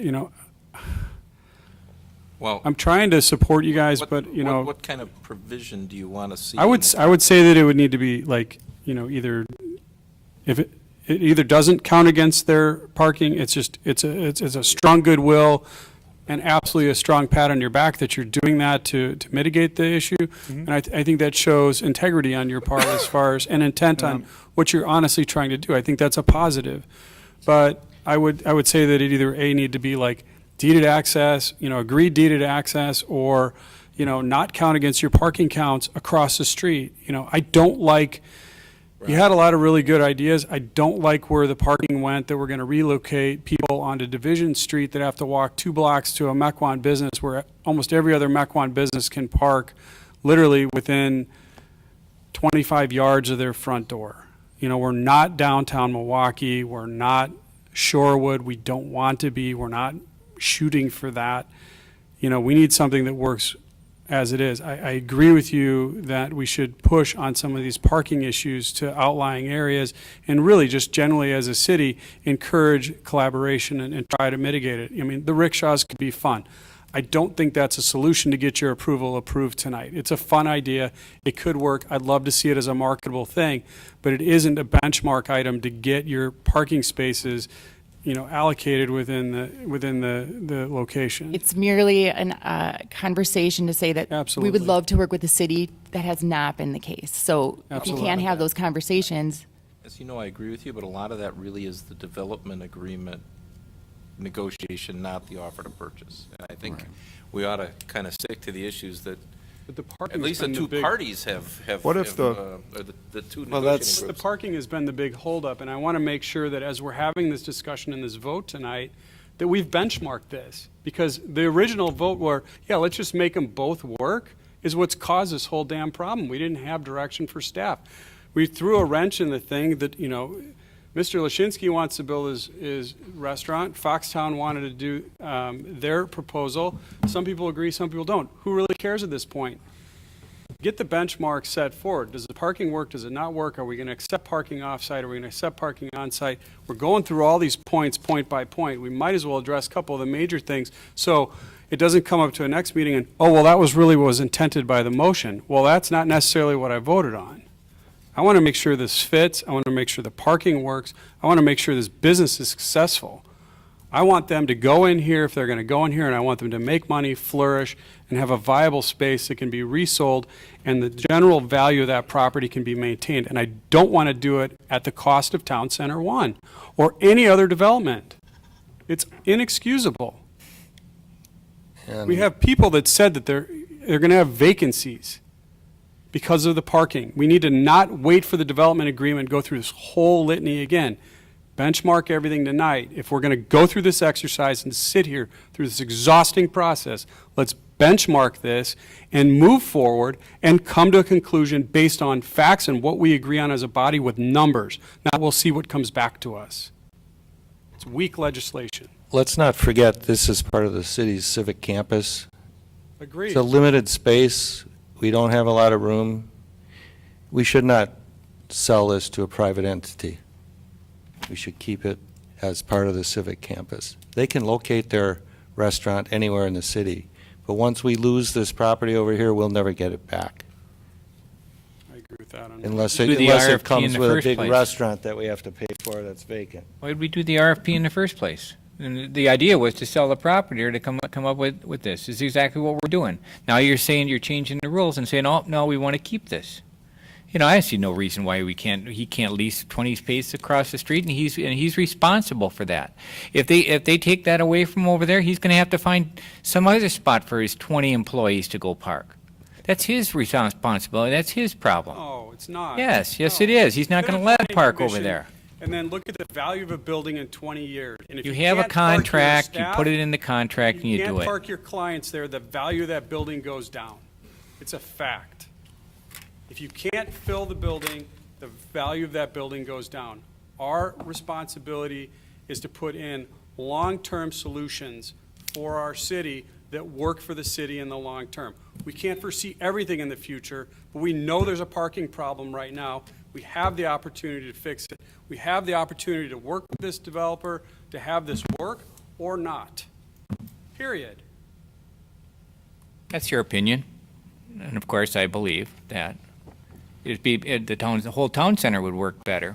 The whole town center, Mequon Town Center 1, if they'd relocate the employee parking, we wouldn't have the problem. He's actually addressing it. First one of the bunch I heard of. So yippee. I mean, I'm going to go along with it. I believe it. And I want to see this work too. But I don't want to keep throwing roadblocks in front of a great offer that's probably going to, if I was him, would be so stinking frustrated by this point in time. Why don't we just decide? Are we going to let him lease 20 spots across the street or not? Let's just decide right now. Maybe we should take a vote. Who agrees that he should be able to lease, and it's his responsibility? And count against his parking count? Count towards his parking count? Of course it does. It's not even in here. Can I ask, what if the planning commission would say, you know what, John's right, he needs 70 parking spots? Why would that legislative body come before ours? 2 aldermen can call up anything. Oh, from I'm planning not saying you commission can't. back I'm up just here and saying, re-vote on it. what if the, So let's avoid the yo-yo party for you and just make sure that you get either an option here or at least some direction. You know, Alderman Worth said to put together a proposal to get some actionable things so that you're just literally off the teetering fence. so you want 90 parking spots and 20 of them leased across? I didn't say, I didn't Oh. throw any numbers out. Oh, okay. I'm just saying I'm that. trying to agree with I would you. That's why yeah, I I'm would asking either for prefer confirmation. Your employee parking to be on-site and allocated for on your continuous site, or have something that's guaranteed long-term. Mm-hmm. For the And viability. I'm you know, agreeable to that. Right. But for the viability and the life of that building, as that building is going to be a city asset, it's a taxable asset, that we're looking at the investment and the value of that building. We're counting the value of that building as a decision-making factor of what we want to put in that space, which is why the RFP came out in the first place. What can we either A, get the most value, or B, get the most use out of? We need to make sure it's useful. We need to make sure you're successful. We need to make sure that if you choose to sell it because you and your wife want to go hang out somewhere warm, because winters here are getting old, or go, build a log cabin somewhere cool and hang out, whatever your choice is, we'd love for you to stay. We're not getting rid of you. But you have that option, and it's a good financial option for you.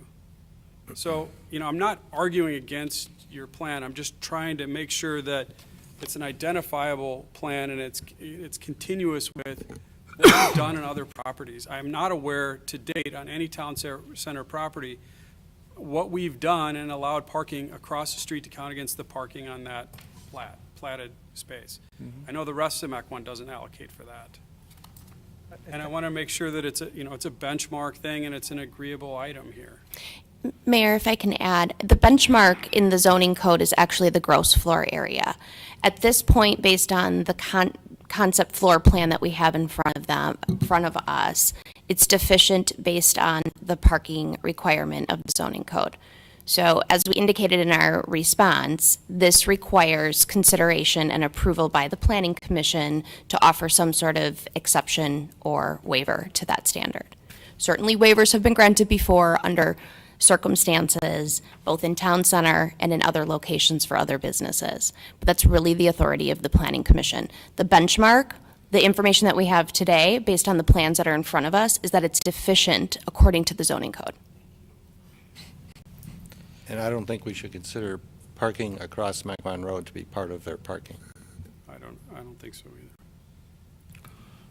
I think it, I mean, they could park down at Yummy's. There's plenty of space down there. I think the point is, and I think it satisfies the idea, is that he's making it an employee policy that they're not going to be parking in front of Lodeman Center. And that's what's ultimately going to be a long-term agreement. And all the customers are coming by rickshaw. Yeah, I heard that. Well, Well, business is gonna be we know the viable code otherwise. says one parking spot per 100 square feet for restaurants, but we also know that the discretion is used by the planning commission on a very regular basis not to include attics and not to include basements and not to include bathrooms. It happens all the time. So if you Seatable area is use, how many feet? pardon me, Remind me what your seatable area is then? 4,500. And that includes or does not include any outdoor spaces? It's 347. It excludes the outside beer garden. It's 4,500 square feet under roof. Islanders was computed also. Yeah. Which we're finding is a deficiency. And I think the slide also excluded the bar as well. Which it should not. Which Yeah, isn't what I seated. did was I took the 5,200 square feet that was there after excluding the attic and the basement, and then, after talking to Mr. Zader, he said what we did at Cafe Hollander, and what we'd normally do is we'd take the square footage of the bar and the stairs and, you know, that area that's not being used for seating and restaurant, and we eliminate that.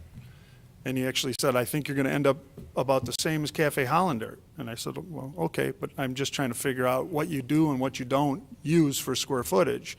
And so I excluded the bar, the stairway, and the elevator, period. I didn't exclude the waitress station, the hostess station, the hallways, or anything else. And I think that's what the Planning Commission often uses, is that type of measurable square footage for parking supply. I can add to that comment. And based on the backwoods floor plan and information that we have as part of the counter offer, and vetting through the square footages and distinctions with Cafe Hollander, we reached out to the architect of the Cafe Hollander building to get some additional information. And both of the net interior areas, based on the proposed floor plan and the existing floor plan at Cafe Hollander, are quite similar. Yeah, but they have 226 seats outside alone. Right now, I'm not going to That get many into a in the whole parking place. debate about all the various distinctions that you can make about it. We've been down that path. I'm just providing you with what we have as factual information in front of us tonight. Isn't the issue in front of us whether we want to accept the language that staff has proposed or Mr. Lashinsky That is. proposed in the offer? And we're in all sorts of never, never land Well, here. and actually, I was just going to suggest that perhaps in light of the fact that parking ultimately, I suspect, is going to be the reason why, at the end of the day, you're either going to vote for or against the offer once it's done in whatever form it is, maybe we just skip this for the moment and maybe come back to it after we've done the rest of the discussion, figuring that there may not be an answer tonight as it relates to that topic. Good Vote suggestion. on it. Or we Parking or was we- the entire driver for the whole study, for the whole consideration of acceptance of this offer. And that was the intent of that meeting that night. But his suggestion is, let's talk about the other issues, and then we'll have a vote maybe, and it might vote down or it might vote up, but it'll be on the parking issue probably anyhow. Right. And we're going to vote, we're going to surely vote on the parking issues tonight? Well, we don't know. Or are we going to just wing it and trickle along and then? See what happens. I mean, I don't know where it's going to go.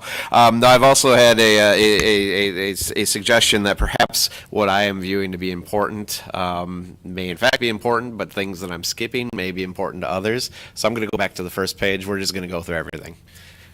Please, yes. It can be very quick in most cases because there's agreement, but let's just do everything so that there's no debate that we're not following direction otherwise. So, number one, 0.8 acres versus 0.82 acres. I don't know what the discrepancy is. We'll have staff if we haven't otherwise. I think we did measure it by GPS. Maybe, maybe not.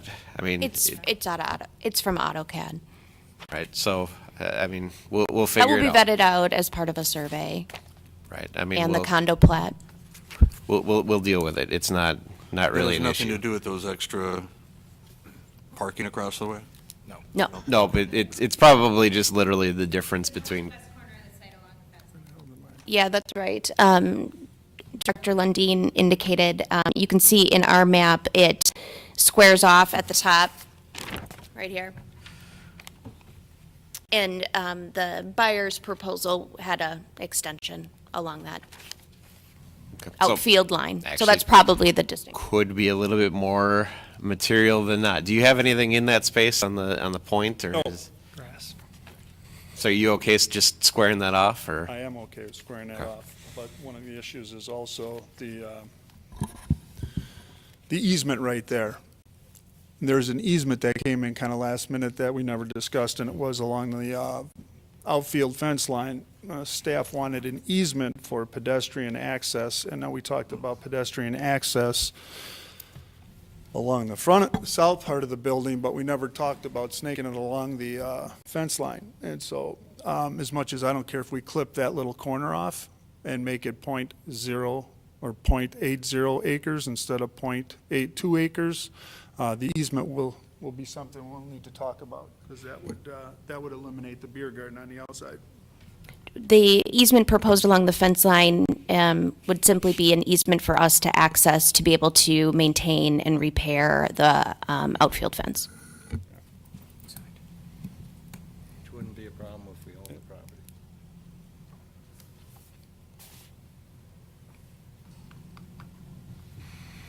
All right. You couldn't repair it from the other side?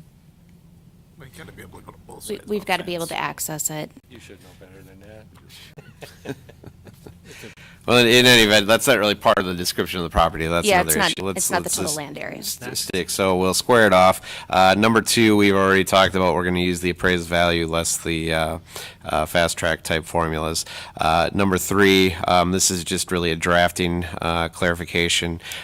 He's included similar language within the actual standard form, WB15. My personal preference is that anything that's non-standard goes in an addendum. That's just my quirk of drafting. It's included in both. I don't know that I care one way or the other. My recommendation would be to just do it my way, but Who cares? all right, so we'll just do it that way. Next one, we talked about, we're going to include the stormwater. There's also an issue of whether we use warrants or not. I don't really have a preference there. It's the same ultimate conclusion in the language, so I'm fine just keeping the warrant language as long as we add the stormwater in, and I think that's probably okay with everybody. Right. Okay. Next one. As I indicate, I'm okay with the proposed language that they've got, so we'll use that. The next one, property environmental conditions. The language is slightly different. It doesn't really matter to me which one. And if we use the same reasoning as we did before, I prefer my language over his language, but whatever. I'm agreeable. Talk that through between the lawyers. Next one is the biggest change there is just, again, the difference between offer or contract. To me, you are drafting and agreeing to an offer. It's not a contract until it's actually signed. And so you use offer, but again, that's a drafting thing. But I think we'll just leave that to me and Mr. Lashinsky's lawyer to argue Not a about. Either way is fine. Page 2. Either way. It's fine, according to Mr. Lashinsky. So page 2, condo plat. I think a combination here is the appropriate method of going about it.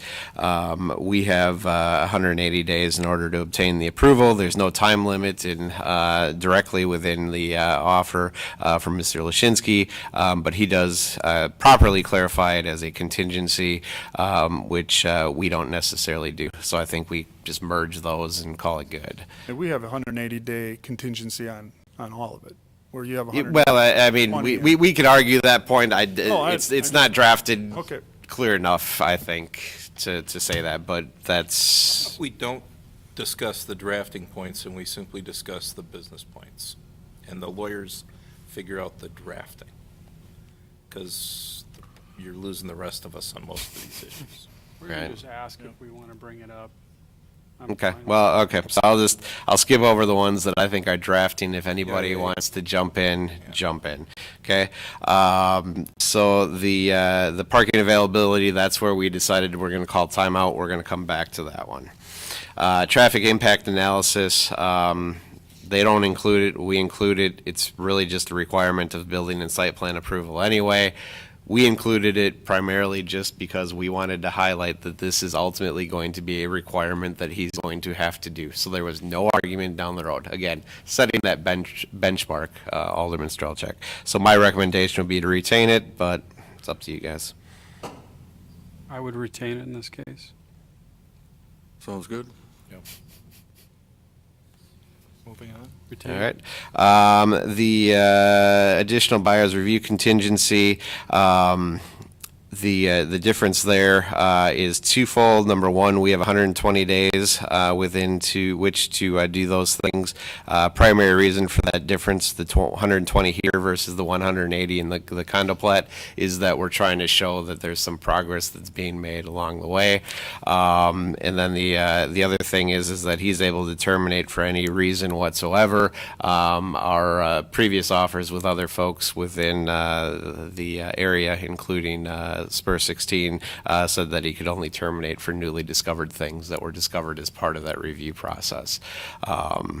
Mayor, one where may I add? Oh, excuse me. Here's one where I'd go with the Mr. Lipinski. Commercial offers to purchase have a walk-away provision. You don't get into all the contingencies. It's silly to list contingencies.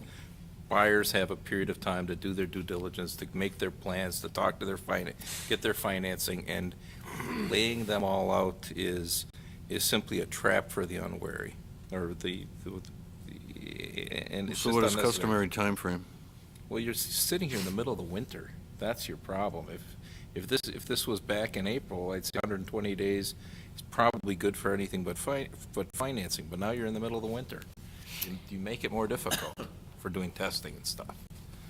I don't know. Does it matter to us? Why do we care? I have a comment on why it might matter a little bit. The 120 days, assuming there would be acceptance of an offer and action this evening, puts us in February. If you wait 180 days, we're looking at April.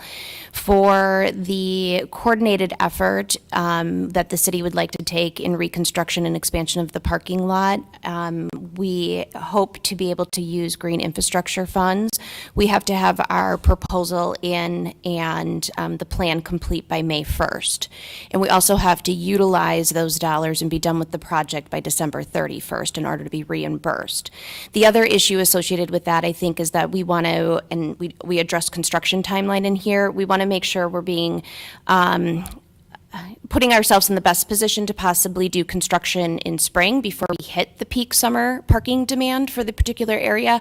Otherwise, we may be pushing ourselves to construction in fall, and that delays construction and occupancy for the buyer of the restaurant.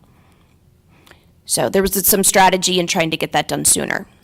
Yeah, as long as, we can work together on the amendments and the waivers and everything else that needs to be done so we know we're moving forward in 120 days, then I'm all for it. But if we don't even know if we're going to have planning commission approval yet, it's hard to say 120 days. 180 would be more reasonable. But we can put 120 days in there as long as I have a commitment from the city that we're going to, work through the issues we have to work through so that we can all move forward. Which is a couple of different text amendments and a couple of different waivers and. Put it 120. Yeah, put it 120. Okay. As amended. All right, next one, the financial feasibility contingency. This is one actually we talked about earlier, that we include the standard provisions that say that he's got to prove that he's got the financial wherewithal to actually complete the project. He doesn't include any sort of provision like that. We should retain it. It's typical with what we've done with other properties within the TID, as we've talked about, it's something that's submitted to Ellers. Ellers reviews it, gives us an analysis of it, and those types of things. Should be included. Yep. Yeah, I think it's just strong business policy. The conditions that the city had were 90% of $1.5 million to Ellers and all your financials and stuff, and I'd be more than happy to provide a letter from the bank that says, we're financed at 70% with 30% being, independent investment, and lay that out for the city without going through Ellers. But to get financing for 90% of the total post-development would be more money than we need. And it doesn't, it would be more difficult to get 90% of 1.5 million. Who gets 90% financing anyhow? That's a dumb provision. Well, that's what we had in Spur 16. Well, because she thought she could get 90% financing. Good for her. Commercial property. So I provide a letter from the bank with financing and, I mean, I think the answer is that I'm okay discussing with Mr. Lashinsky and his council what may be an appropriate number to put in there. I think the better or bigger question is, do we want to require it or not? If we're going to require it, great, we'll work on it and figure out what's appropriate. I'm willing to be flexible on the percentage, but I would like Ellers to review it just to take bias out of the process. I don't think Ellers is biased at all. I think they're just data-driven. Right. at the end of the day, you're either going to be able to finance it or you're not going to be able to finance it. But it's just, You're concerned about it falling apart halfway through. I mean, I haven't been here for a year because I think it's going to fall through when I'm halfway done with it, but. no developer starts a development that fails, that Oh. thinks that they're going to need let's- something elsewhere. I don't assume you'd Just be move on. different. I think you'll be So a we have success. consensus on that one. Okay, we'll move Should be forward. in the agreement. Right. So we're agreeing on Ellers? Yes. Yep. Cross-access and parking easements, biggest difference there is that their cross-access is bikes and pedestrians only. I think we need to have parking and everything, because we're talking cross-access here. So they've got to get out of their site through the city-owned sites and vice versa. I'm given total cross-access and just not interested in giving pedestrian access along that fence line.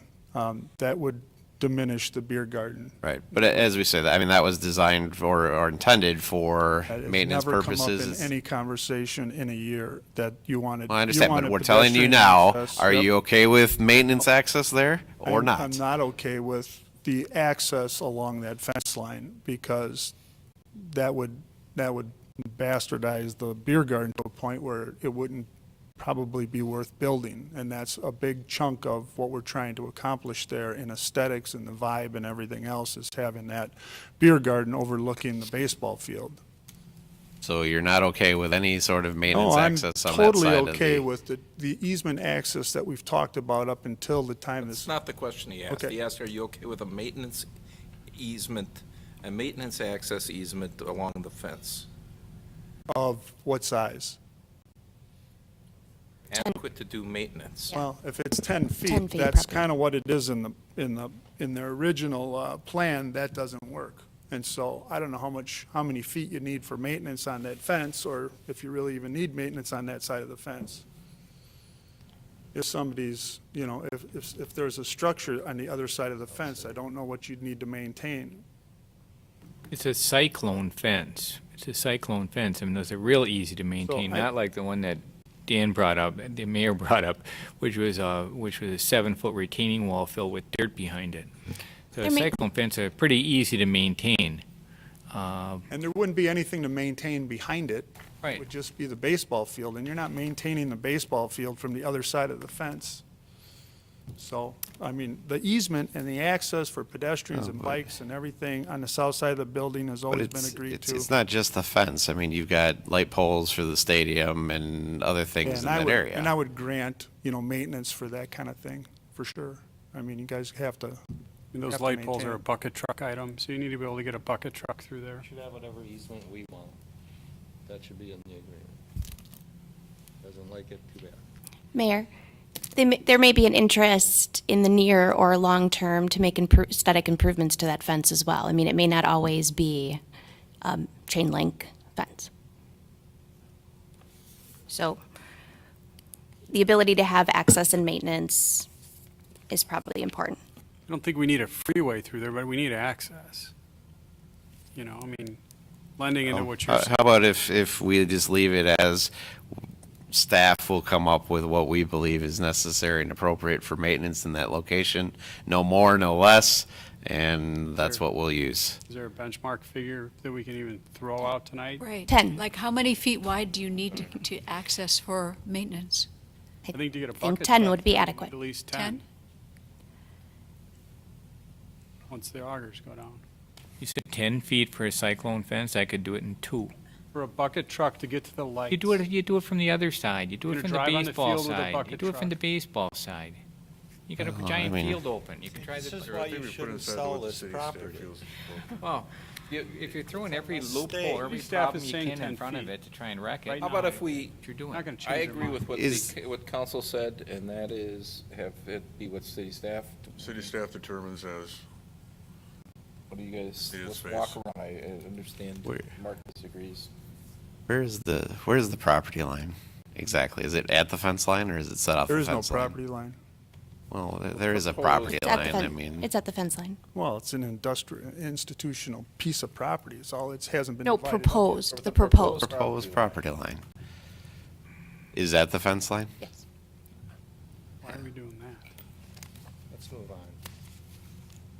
All right, so, I mean, are we in maintenance. general agreement that, With the that we'll come maintenance up with something that's Right. workable maybe? We have to come back and we'll argue about it for another 4 hours, so let's keep moving.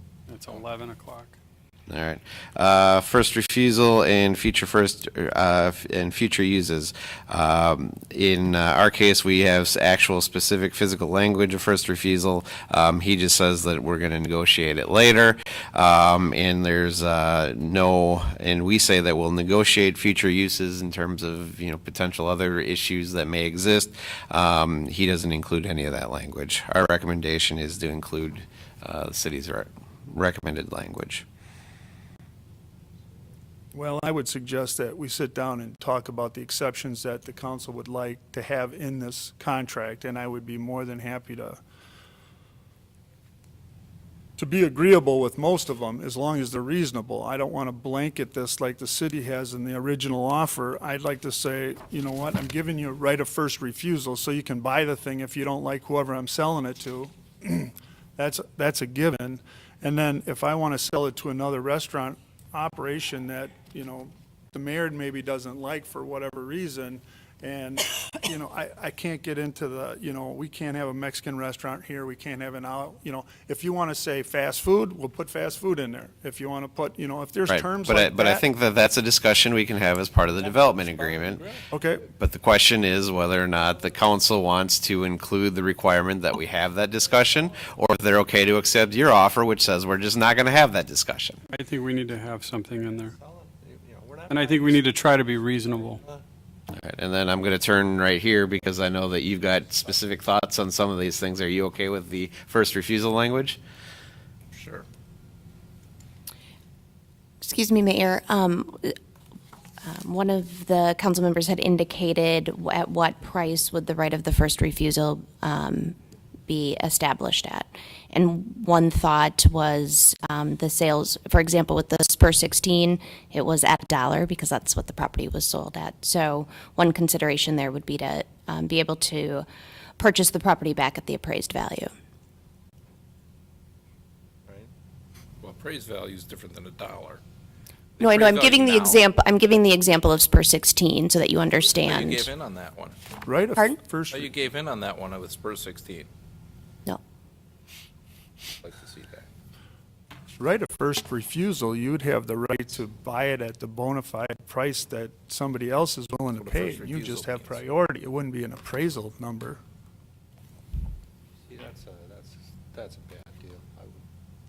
I wouldn't like that. Well, Somebody's- the language that's in the proposed offer is a standard first refusal language, which is that he's got some bona fide offer. We have the option to match it or not. Done. That's what a first refusal is. Yeah. I think that's fair.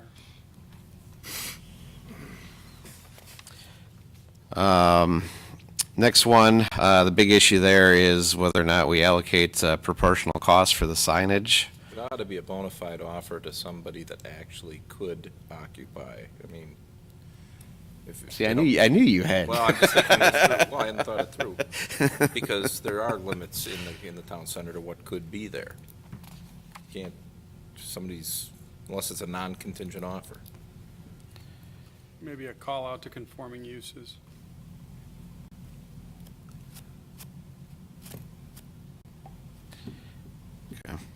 So the last one there,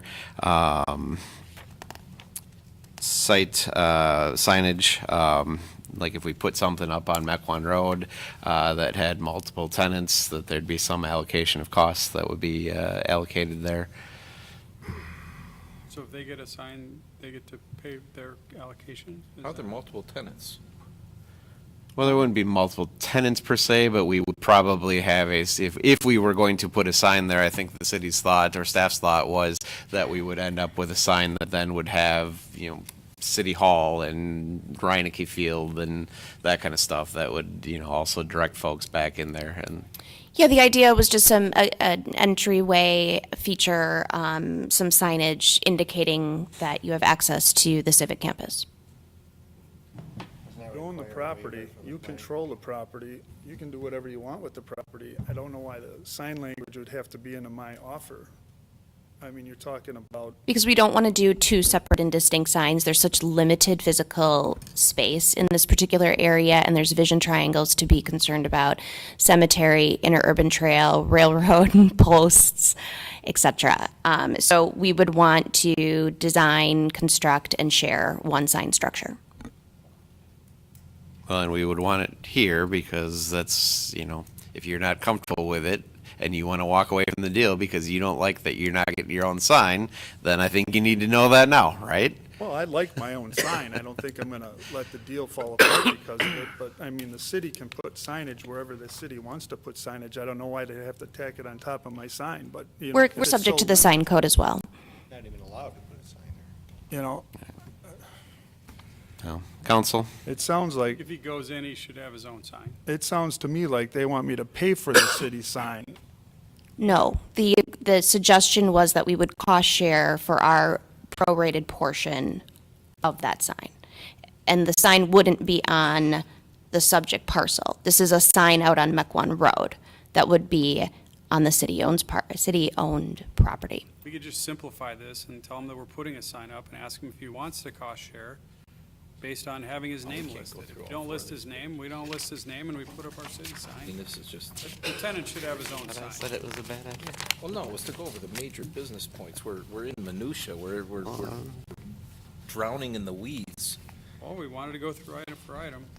The major business points. I didn't. Major business point, I think he should have his own sign. Without a sign, you don't know he's there. And then, Little blue ones. City policy. blue have to ones, waive charge you city $85, you're done. Best deal on a sign ever. Let's go, guys. We have a whole common council to get All through. right, well, I'm going to suggest that I'll just remove the paragraph altogether, and he just won't get a sign. Well, that doesn't make sense. Let's, Well, I mean, I'm under Alderman Strelchek's theory that if we decide we're going to put up a sign on Mequon Road, we'll approach him and say, hey, we're going to put up a sign. You want to cost share and put your sign on it or not? The second half of my statement is he should be allowed some sort of signage, and I want to make sure your offer to purchase doesn't preclude that. Well, he gets signage on his site just like any other property owner. I'd move to end the discussion. I don't remember even now, I'm so frustrated what the appropriate term is in Robert's rules, but this has gone on we're really in the weeds. We hit the 5 major points that were in the memo. A lot of these other things, and I think we ought to table this and have it come back to us at the next meeting with an agreement between the parties. And if you can't reach an agreement, then we should kill it. That's what I'm trying to do with the Got a council motion to tonight. table it? Yeah. I'll second that. Shit. Want to end the committee of the whole? Yes, and the table this matter. You need to vote on that? We still vote on the offer? No, that'll get tabled Up too. as a resolution? You're tabling it all. It'll all get tabled. You get to go through this whole rodeo again. You opted to make a very different offer than what was presented to you. Now, somehow there's got to be reconciliation. You don't do that at a public Yeah, a meeting. motion has been made. It's a non-debatable. You need to vote. You should vote on that. All right. All in favor, say aye. Aye. Aye. No. All No. opposed? No. No. Call the roll. Alderman Meyer, Aye. Alderman Worth, Aye. Alderman Garrow, No. Alderman Hawkins, Alderman Schneider, Aye. Alderman Nurbin, No. Alderman Strelchek, No. Alderman Bushy. No. 4 to 4. 4 to 4. Aye. Ayes have it. Yeah. Get a 3-minute break. We'll now reconvene as a common council, take up ordinance.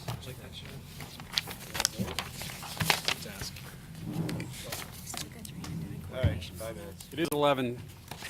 5 minutes.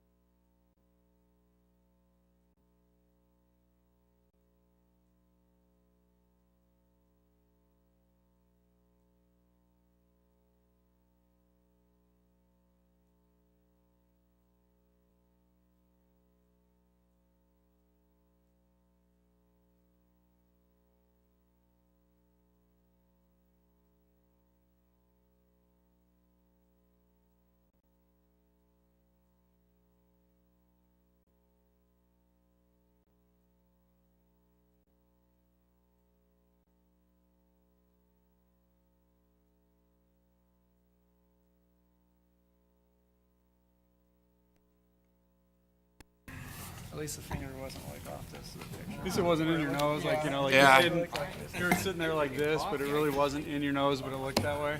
Need to have one of those pictures when you're going. All right, let's move on. Ordinance 1505, amending various provisions of the Mequon Code of Ordinances that establish boards, commissions, and committees. Do you have a motion? Motion to approve. Second. Motion and a second to approve. Is there any discussion?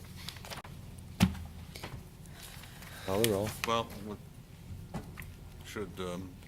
Alderman Worth was one of the major people inside of this, should wait to see if he had any comment on this.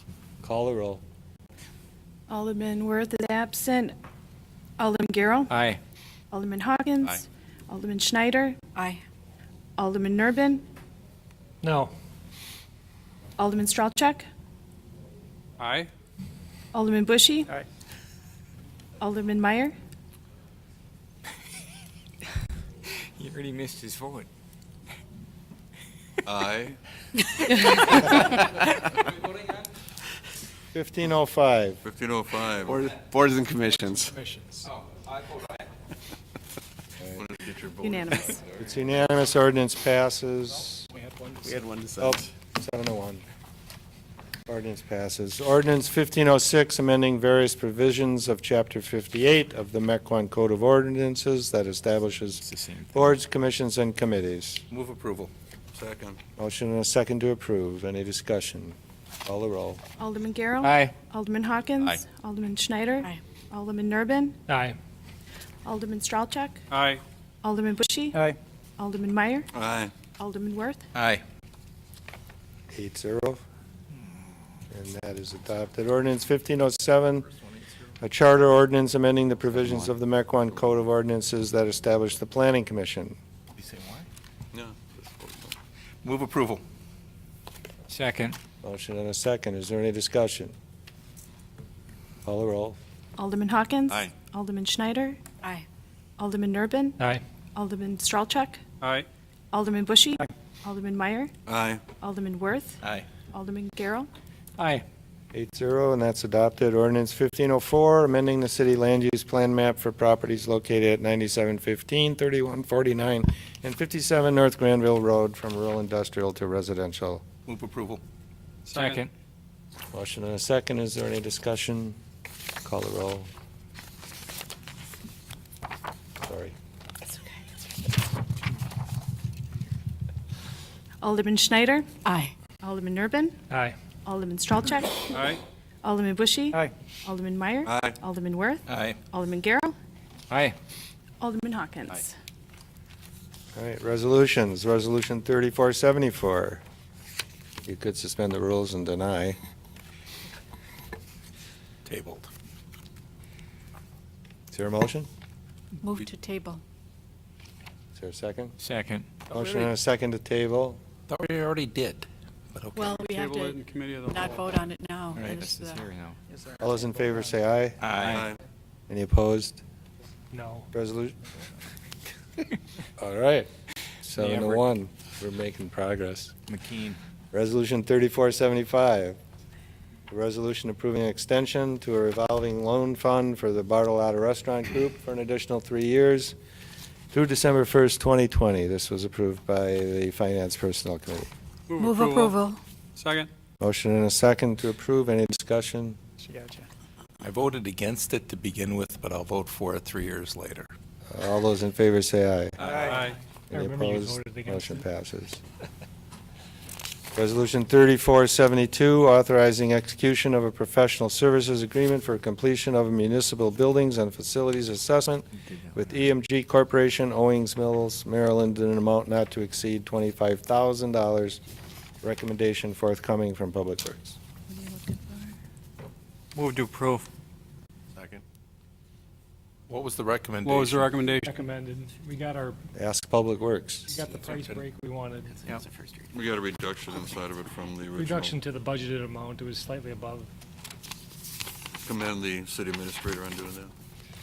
Thank you, Mr. Chairman. If I may, Mr. Mayor? Yeah? We just went through a review of 2 staffing studies earlier this evening during the Committee of the Whole meeting.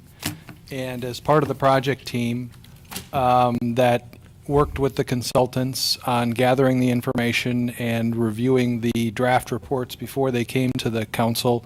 The mayor was designated by the council as the representative, the elected representative, to work with the project team, which also included myself, the Human Resources Administrator, and the two chiefs. Is there any interest on the part of a member of the council in participating with staff on this first of what would be a three-part study to measure all of our capital assets across all of the major asset classes here in the city? We would expect this report to be coming back in December. I recommend Council President. Sure. There we go. Not yet this year. I just throw that out there. I know you haven't voted, but Dale volunteered. I volunteered. This was approved by Public Works? yes. Okay. We have to call the roll. This is money. Alderman Urban. Aye. Alderman Strelchuk. Aye. Alderman Bushy. Aye. Alderman Meyer. Aye. Alderman Worth. Aye. Alderman Garrell. Aye. Alderman Hawkins. Aye. Alderman Schneider. Aye. 8-0, and that is adopted. Resolution 3473, acknowledging participation in the Metropolitan Milwaukee Sewage District Green Infrastructure Program for fiscal year 2018. Recommendation forthcoming by Public Works. We did recommend approval with the understanding we come back in a year and reevaluate. Is that a motion? So moved. Move to approve. Motion and a second. Any discussion? Does this cost money? Yes. Call the roll. Alderman Strelchuk. Aye. Alderman Bushy. Aye. Alderman Meyer. Aye. Alderman Worth. Aye. Alderman Garrell. Aye. Alderman Hawkins. Alderman Schneider. Aye. Alderman Urban. Aye. 8-0, and that's adopted. No specified unfinished business, no petitions, memorials, remonstrances, or communications. No miscellaneous new business. Mr. Mayor, I'm going to be the bad guy and just remind everybody that even though we voted on it, we're going to vote again next month on 1504. That should have been a first reading that was overlooked. We did vote on it, but that was not appropriate because it's a first reading.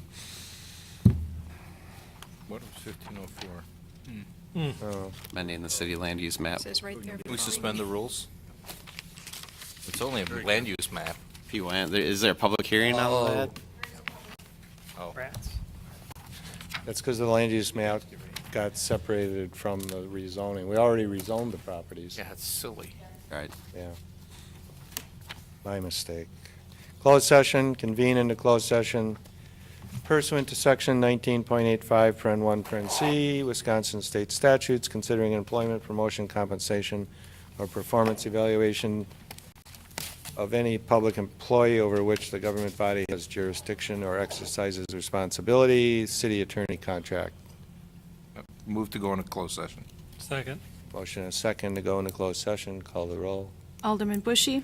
Aye. Alderman Meyer. Aye. Alderman Worth. Aye. Alderman Garrell. Aye. Alderman Hawkins. Alderman Schneider. Aye. Alderman Urban. Aye. Alderman Strelchuk. Aye. 8-0, and we're going into closed session